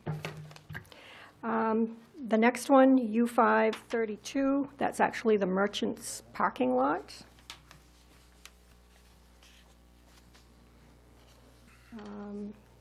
This next one, it's located right behind the library. It's the Children's Park. I do have a comment on that one, just if you're making notes, you might want to consider, there's a building that I have to deal with that abuts that piece of property. If you know where the children's play area, reading area, the park area, then you've got that building on corner of Union and whichever one it is there. Booker. Been vacant for many, Booker, many yep. years. I'm actually been struggling very hard to get the bank that actually owns it to answer to it, but we're looking at posting that. I talked with Diane in regards to dangerous building and moving forward and taking action on that as a dangerous building. And I think the town ought to really consider looking at that as a prime area for parking location, which would help a lot of downtown businesses there with that town land that they have there as well. So just a thought. Okay. The next one, map U5, lot 144A. This is a lot located right behind the sausage kitchen. It's a park now. Yeah. I'll call it that. That's what the sign says. Yeah. Yeah. I won't tell you what they call it. And these next two, lot U5 189 and U5 188, they're really only separated on the map by paper streets. So these are two good-sized lots off of Ann Street. That's right behind the water department, right? Correct. Yep. Were those, notes probably not on there. Was it Houston back in one of these days? I think they were all part of that. Okay, so it's that one. It was given to the town from Walter Houston or something like that. No. Most of it's wetland. Well, that's my worry. I think a lot of this. Yeah, is that one there, so it's that one. There's a lot of land there, but Right here. Yep. real wet. What are these buildings right here? This next one, U5 191, I think it's actually part of Ann Street. Yeah, that's the little freaking set apartment. Yeah, the little apartments down behind the bowling alley, more or less. Again, I think anything you're gonna find down behind there is Wetland. Wet. fairly wet. Whole section, that's why it was never developed. Yeah, and another one off of Ann Street, map U6, lot 6, and that's right behind the water department. These next ones, Dennis, are the ones that are acquired from Houston, down on Bowden Street. Too, Craig. There are actually So it's that one, that one. three lots that abut. The next three, map U7 59, 60, and That's one across Ann Street 66A. That you were pointing at before, this initial one.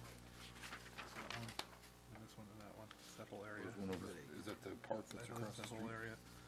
Are these, Oh, I forgot my question. 19 of 5. Do you know, how did we get 3 on Bowden Street? That's a very small street. They all came from Walter Houston. Oh, okay, I'm sorry, I Yep. missed that. Yep. And it's all low-lying land, it all runs. You're gonna find a lot of wet areas there. I haven't Oh, found this one too. Look at the lot. There are some abutters there that might want it. Yep. Never can tell. Yep. Chop it out. Yeah, true. The next one, U8, lot 1, and this piece is actually landlocked. Oh. Again, find the abutters. The next one, U12, lot 54, That's gonna be wet. That runs right through the new name. and a big part of this lot is Yeah. your name- resource protection and in the flood zone, so it's not the best of lots either. Yeah, pretty much is what all of those are. Map U14, lot 4, this lot's almost across from the town office here. And it abuts the water department, lot 3, they have a pump station. Not on that lot. No, Wasn't this a budding lot. At one point thought about for a central fire station? This a lot. Could be. Oh, it doesn't. Don't go digging for No, it. It's not that I important don't to know. me. I didn't have that in any of my We notes, can but discuss it afterwards. I believe it was. Yeah, I think so. map U16, lot 55A, that's located right behind the fire station on Village Street. Where the The park. park is. Yep. Ricker Park. Yep. Yeah, it's a park. Map U18, lot 1A, this is a really narrow, long strip along the river.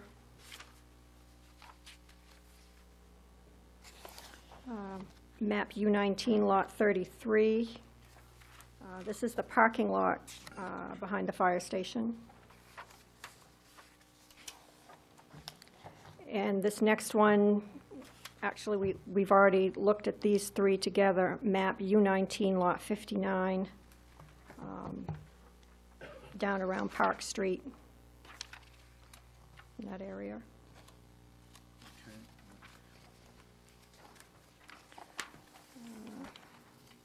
Map U19, lot 91. And this is located near the intersection of Memorial and Spring Street.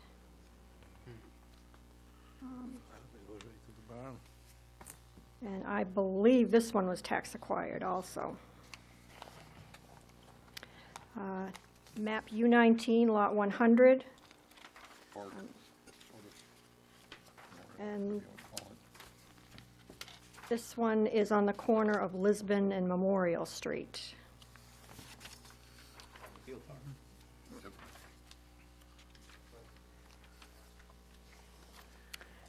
Map U19, lot 116, and this is the parking area by the Sabattis River.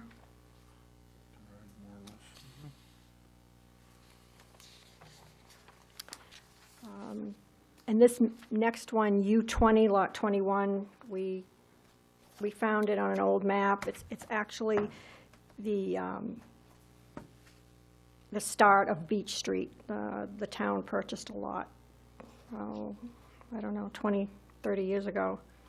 And the account just never got deleted. This shouldn't be in here, so. Map U20, lot 32.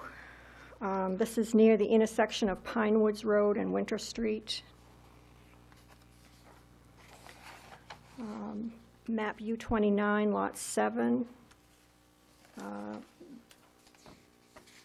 This is located behind lot 6.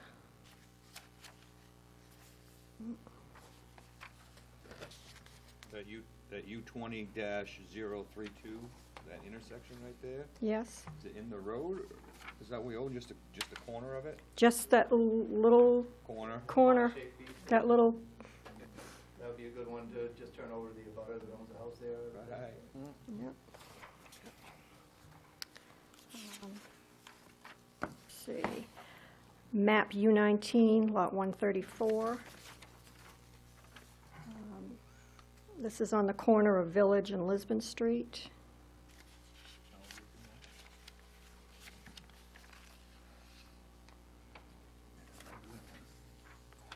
And I believe this one was also tax acquired.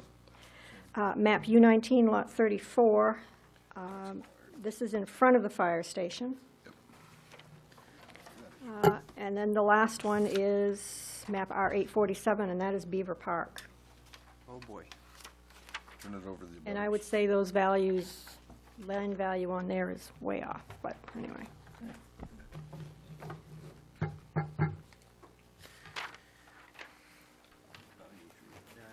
Into housing lots, maybe. Some money right there.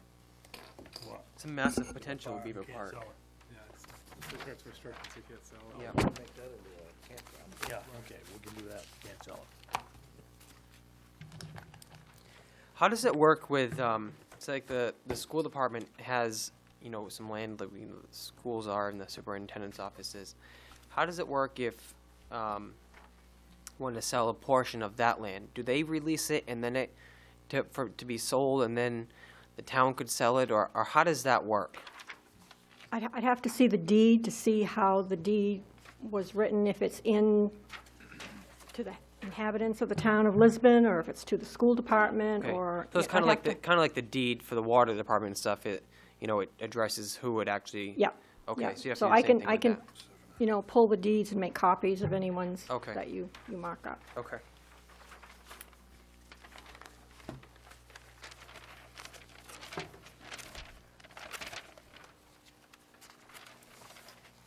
Got a lot of land here, huh? Yeah.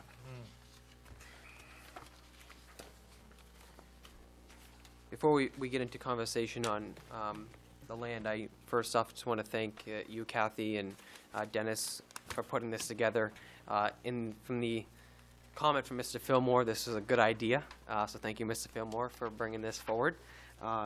And you guys did a nice job of making this a lot easier and simplified for us to really visualize it and talk about, so thank you very much. So, how does council feel about this land? Any direction we want to go in? I would say, any of the lots that are, where there was abutters, that we at least contact them and try to sell that property to them.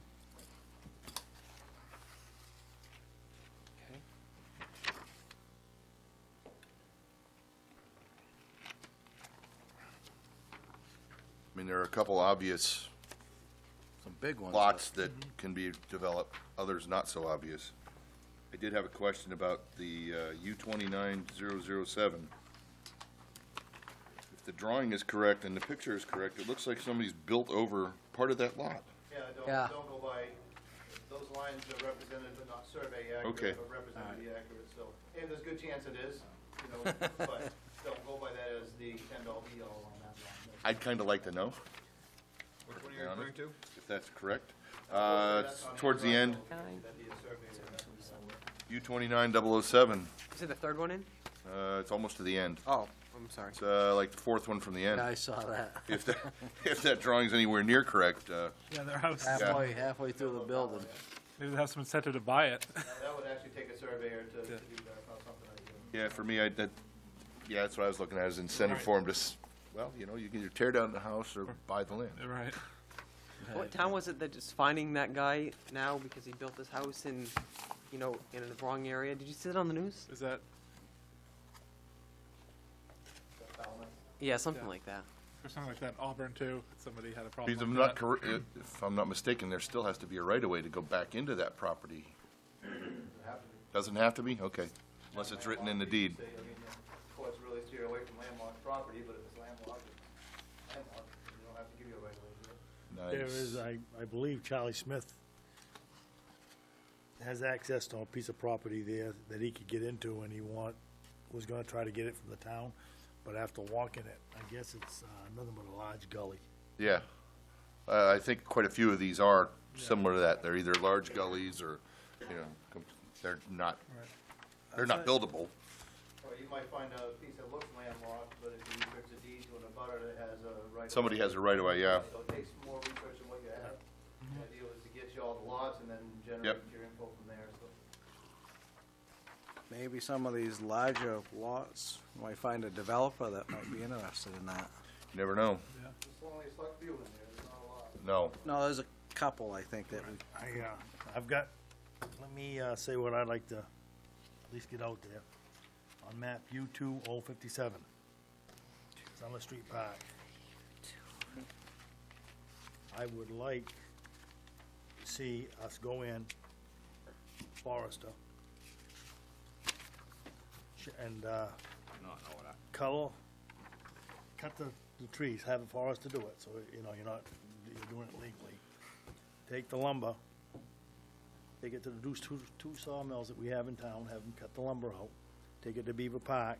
I was gonna say, Make a good buffer for the sewer treatment plant, and then sell the property for development.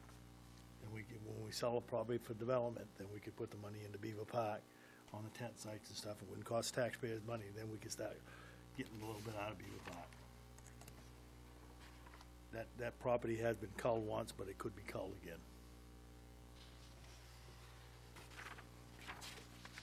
That is a choice piece, because it runs right along the river.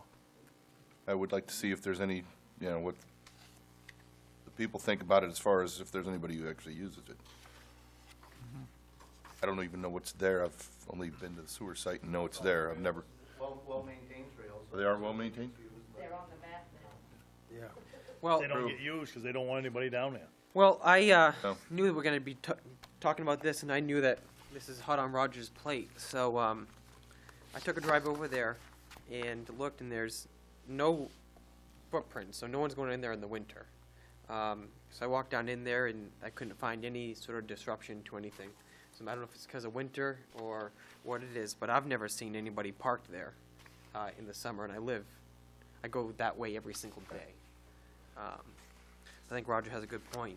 Yeah, if there's no use, then yeah. And rid of it, it's not really welcoming, that's for sure, because there's a big pole across the front, which kind of where you were supposed to go in, but it really sends a message that you're not welcome in there. So I'd say definitely And- look at pulling trees out of there and thinning it out. Maybe people will Yeah, and, start using it. Maybe they won't. If they don't, then yes, The by all ba- means, look the at selling basic it. is, we can't afford the one park we got now, and we surely can't afford to. Won't argue that either. If I could throw something out there, just. can you just come to the podium for me, because this is going to be televised? Workshop is? Lucky you. Yeah. Oh, yeah. Workshops You don't want to televised. say it then, huh? No, I just. We already gonna heard say, I've been looking at some maps in regards to if there's ever, and I don't know if there is or not, but any chance that we're ever gonna connect our trail system to Topsom. And you might wanna look at that as a location or a destination spot for the trail system to be in connection with Topsom, but the land abutters above it don't want anything to do with the trail system. They will fight it, so it's almost an impossibility. using the route to get to the Summer Street Park, yeah. The only way you could use the route is down Summer Street, would be some kind of a walking path, sidewalk, whatever you wanted, down Summer Street to that, to abut it. But So that's the only thing I saw looking at it is Right. it could be a good destination spot to make that connection at some point, but.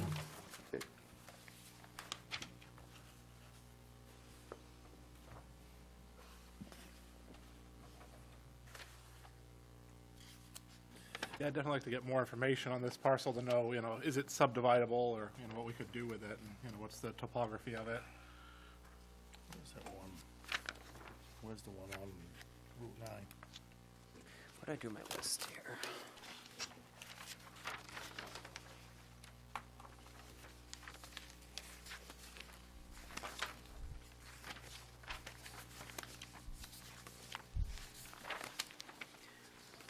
I would like to have the town staff explore the option of the Summer Street Park specifically.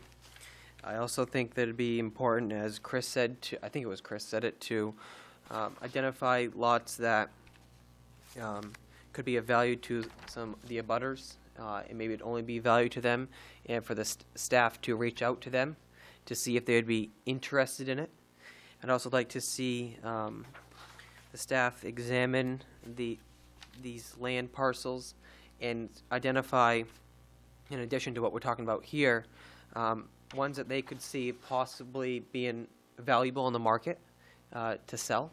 So we could then have that list come back and we could somehow, assess them or send them out and put them on the market.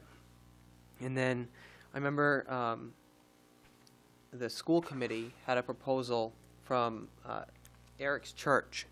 They wanted to buy a lot around the superintendent's office or something of that nature. I remember sitting in that school committee meeting, and the school committee decided not to sell it. So I'd like to see if that deed could be looked up and see who that deed is made out to. Because I remember that's a pretty chunk of change for that land that the church wanted to buy as well.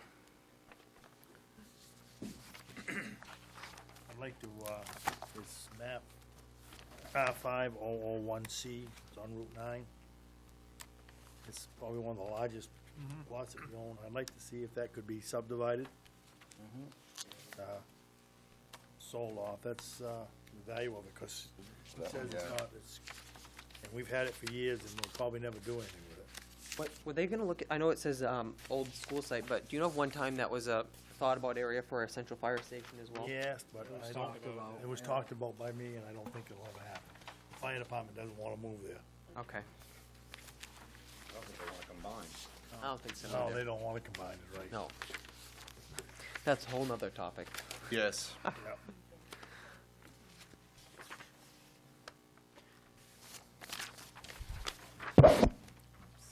We ought to probably direct the staff to, some of these real small pieces as they go through them.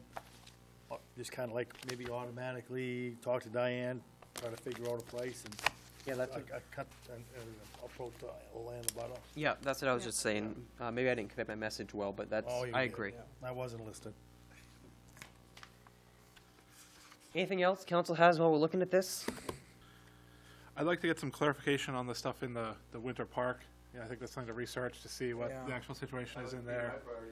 Yeah, I think that's a high priority because there's a whole bunch of lots in Oh, there. boy, there's a lot. Right, and liability issues, if we can give it back to the people there, or if we can't, can we subdivide out a couple of them, or what can we There's do some with it? big lots in funny Yeah. places, hard to give it to the Right. people in there, 'cause the way it's, How do you break it up? right. We're gonna do comments at the end.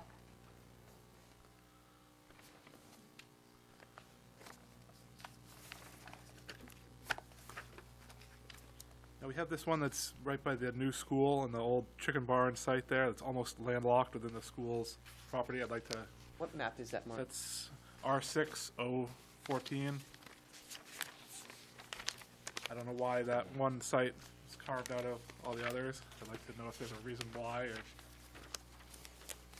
Yeah, I know that one well. yeah. Can't miss it when you go up into the parking lot. Right, and that whole site used to be those chicken barn platforms. Is that what it was? Rebuilt, that whole area was, it was a chicken farm. You talking about the start of the paper mill trail? Yeah, the start of Paper Mill Trail, but there's a weird landlocked little lot there that has the foundation of one of the old chicken barns. You can see that concrete pad there. And I believe that's where they dump the snow now. Yeah, and I know the police have used that there for shooting practice and stuff in the past. I don't know if they still do that with the school there. No. No, I don't think so.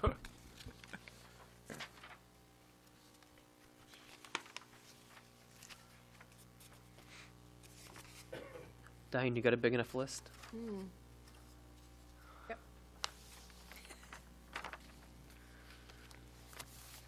Yes. Some of these we're not gonna be able to do anything with because they're parks, but, the smaller. Right. But, That lot I behind think we the, can weed the ones out that we aren't gonna do anything with and then focus on all the rest. A lot behind Brunswick Housing Authority, what was the issue with that? The one right up in South Street? 40-foot wide easement runs the length of the lot. An easement to the old Grammar building? Really? Commons has an easement over that, 40-foot wide. That's very weird. The lot's wider than 40, I couldn't tell you what the road frontage is, but. 100 and something, it says on the map, 150, but 40-foot wide easement. how did that get in there? I still don't understand how they got a 40-foot easement but didn't have to purchase the rest of the land. Why did they, Might have been already there from previous deeds, my guess it was there from way back, and just carried through. I don't think it was something that was created. Can you just come to the podium, Fern? Fern La Rochelle, during the process of negotiating or actually working through the campus commons, I think Roger was possibly even there at that time. I'm not sure if it came I to. was, just at the very end. At the very end. Basically what had happened was that rear lot's been used for a lot of things over the time. You can see soccer teams, the Pee Wee soccer and football and some of the other sports teams actually use that for practice area. And with the negotiations, we actually wanted to keep that, the town wanted to keep that rear lot as green space to be used for activities such. And I think at one point it even used to be the skating rink for the town. So with that process, it was not to give away the whole process, but actually keep that green space for people to use for, again, sports activities or winter activities.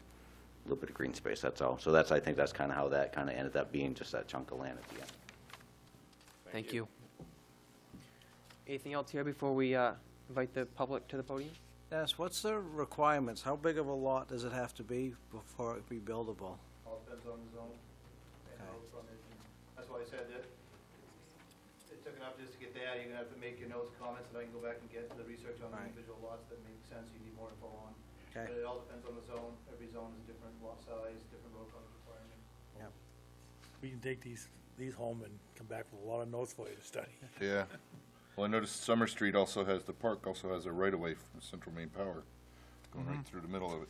Right. Yeah. All the little nuances that you're gonna find that you're probably gonna weed out 95% of what you see there. Wetlands. That right-of-way doesn't, this. But we could sell this part, Sell the keep front this part, part, get the back, yeah. Yeah, but keep an access road going back to here and keep it.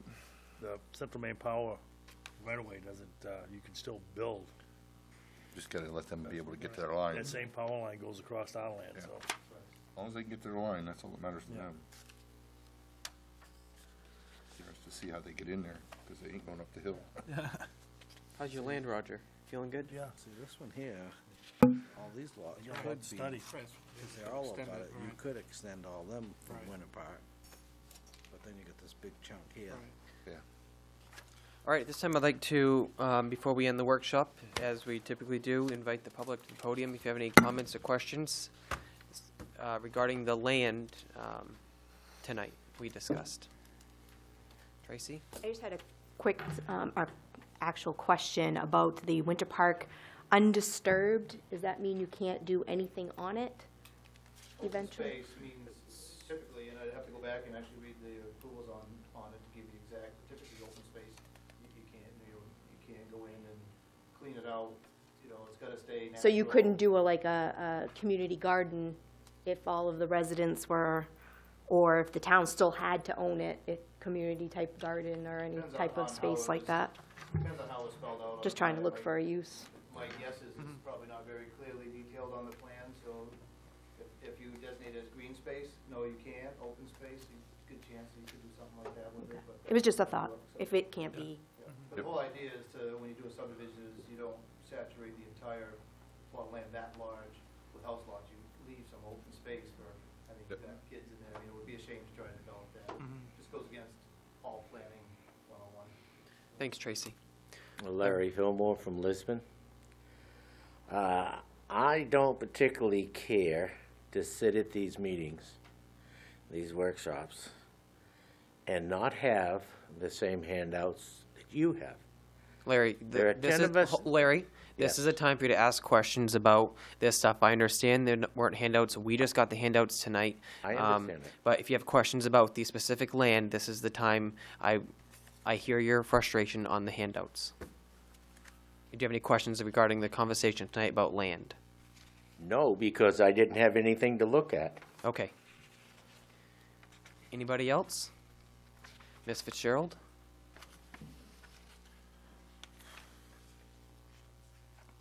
Winter Park, if I recall, when that was being developed, the town wanted the developer to set aside space, green space. When Houston Park was developed, there was no green space for kids to play or anything, no park. And Dennis is right. That was supposed to be, and I don't know exactly where in the park that was, but it was intended to be like a playground or common area for all of the residents in that park. And that was a town designation at the town or requirement.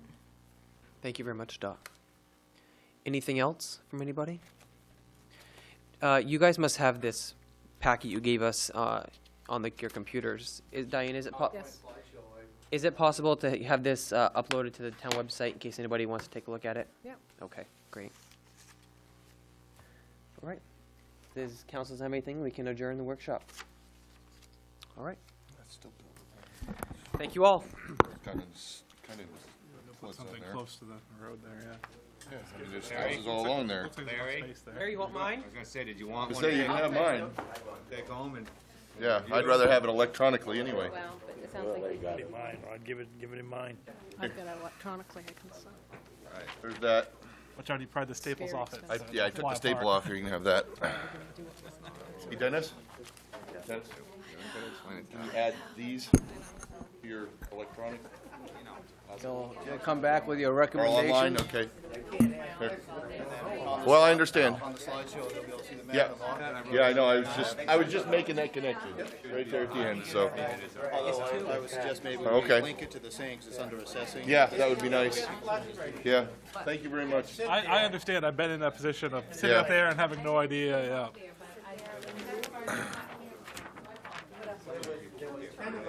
Did you see I did cut off? See, I had the note in my hand, I was. Oh, I didn't see it. It's actually 2 minutes. Run that one again. Yes, he went over a little bit. See, it was just overlooked. Yeah, just a little bit. Need the hand. Hate Facebook. Yeah, I suppose I could do that. Doing good on that. Ryan, you going home yet? You got enough to think about? But if it was me, Referred me. President Obama. I try to. some of those little squares. Yeah, I that, can do that. I can help. It's an I can help hour. you out a little bit, I guess. 9. What do you call them? Oh, man, missing that? And they're not buildable. The blind leading the blind. That's what I I'd do turn with around everybody and else. give it to them. Butter. Just give it to them. Because what that'll do is. Yeah. Somebody a little piece of land, it may make your. Okay, we can do that. Somebody else's Yes, ma'am. That's correct. You go That's past the correct. railroad tracks. And we may take a loss on Past the giving railroad it to tracks, you know where the, them. We'll make up for it. Twyla. with taxes. can't think of his name. I've been meaning to come visit you. The inside, there's That Excel sheet that you were looking at. He said Get to where that- 95%. How I took out I knew that. the, what were we looking at, the I knew month, that, right? but The problem that I have is that we've been sitting on this for 50 They're very years. pleased. There's an service and an end. Yep. And it's Heading like, towards And the I golf discovered you course, had to heading use towards an that. MID. Oh, okay. 'Cause I was gonna say, if it didn't work that way, you could actually do a double. I was thinking about it, it was driving me nuts. You could do a double equation, basically take the end, Oh, I was gonna say, tell me. take this, it's, you know, just take the two items as the end, and then take either whichever side you went, and then tell it, okay, use that, now take the end of that, it's a major undertaking. the front of that, whichever you wanted.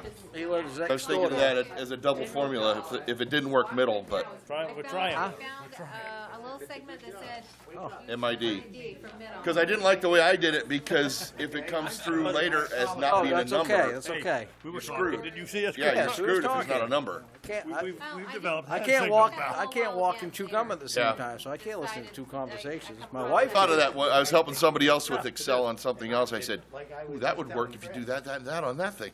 It came to me that it was funny that it was taken from this side and it was taken from that side. Yeah. You're right. The wheels were turning. Just give it to the butters. Yes, Unless they don't want it. Okay? Yeah, if they'll take it. Unless may they don't not, want it to you know, increase they their don't want taxes. tax on And it, again, right. if you have more than one a butter. Right. Who do you give it to? Yes. Let's Well, put it right then down the you- middle. That's when you offer it up and say, Auction, okay, Right, who wants to auction, bid for high it? bid, high bid bid. gets it, Right, we're splitting. Whatever it High takes. bid. give you a dollar. Whatever it takes to make somebody else own them. Right, exactly, yep. Right. Yep. Yep. You know, Absolutely. Increase their tax rate It's below $1. It's That's like $1 we didn't have yesterday. Correct, and a piece of land we have no more responsibility for. That too. Right, That's the and you bigger- can get a little that's bit the more. bigger wide piece. strip, I get to do Yeah, it's that. great to have the Coming kid in, huh? play on it, but Yeah. it falls because That we Winter screwed Park up. thing needs to be The last time I looked at this, it was $1.5 million. She knows it, and she calls me on it, just, Yeah, but- she says she doesn't, but we know she does. She wants to make sure that everybody out there in TV land knows that I, Knows the same thing. right, that I work for the water department. It's not really shit, Larry. Well, It's town let's put it- heritage. let's put it in the Come on. records. I'm one for heritage, a little bit. It's town heritage. You know that, But we Not have the a s- building. I was gonna What's in say, it? Right. oh, I don't let that much fire stick. station in Lisbon Center? Yeah, the old Where? old fire station there. Where the ambulance barn was. Oh, okay, I know where that's at, yeah. Yeah, it's the old fire equipment. Yeah, I know where it's at, okay. Parades and Sitting stuff. there that we'll never ever use. It's 200 years old. Every Moxie Day parade, they'll use it. I like Mark. And we're gonna spend millions of dollars keeping it for that. Yeah, because as soon as, We've got a parking lot out there. hey Larry, you wanna know why? They get wet. Canvas over They Larry, get wet. you wanna know why we have to Grandmother keep owned it? that land. Because it's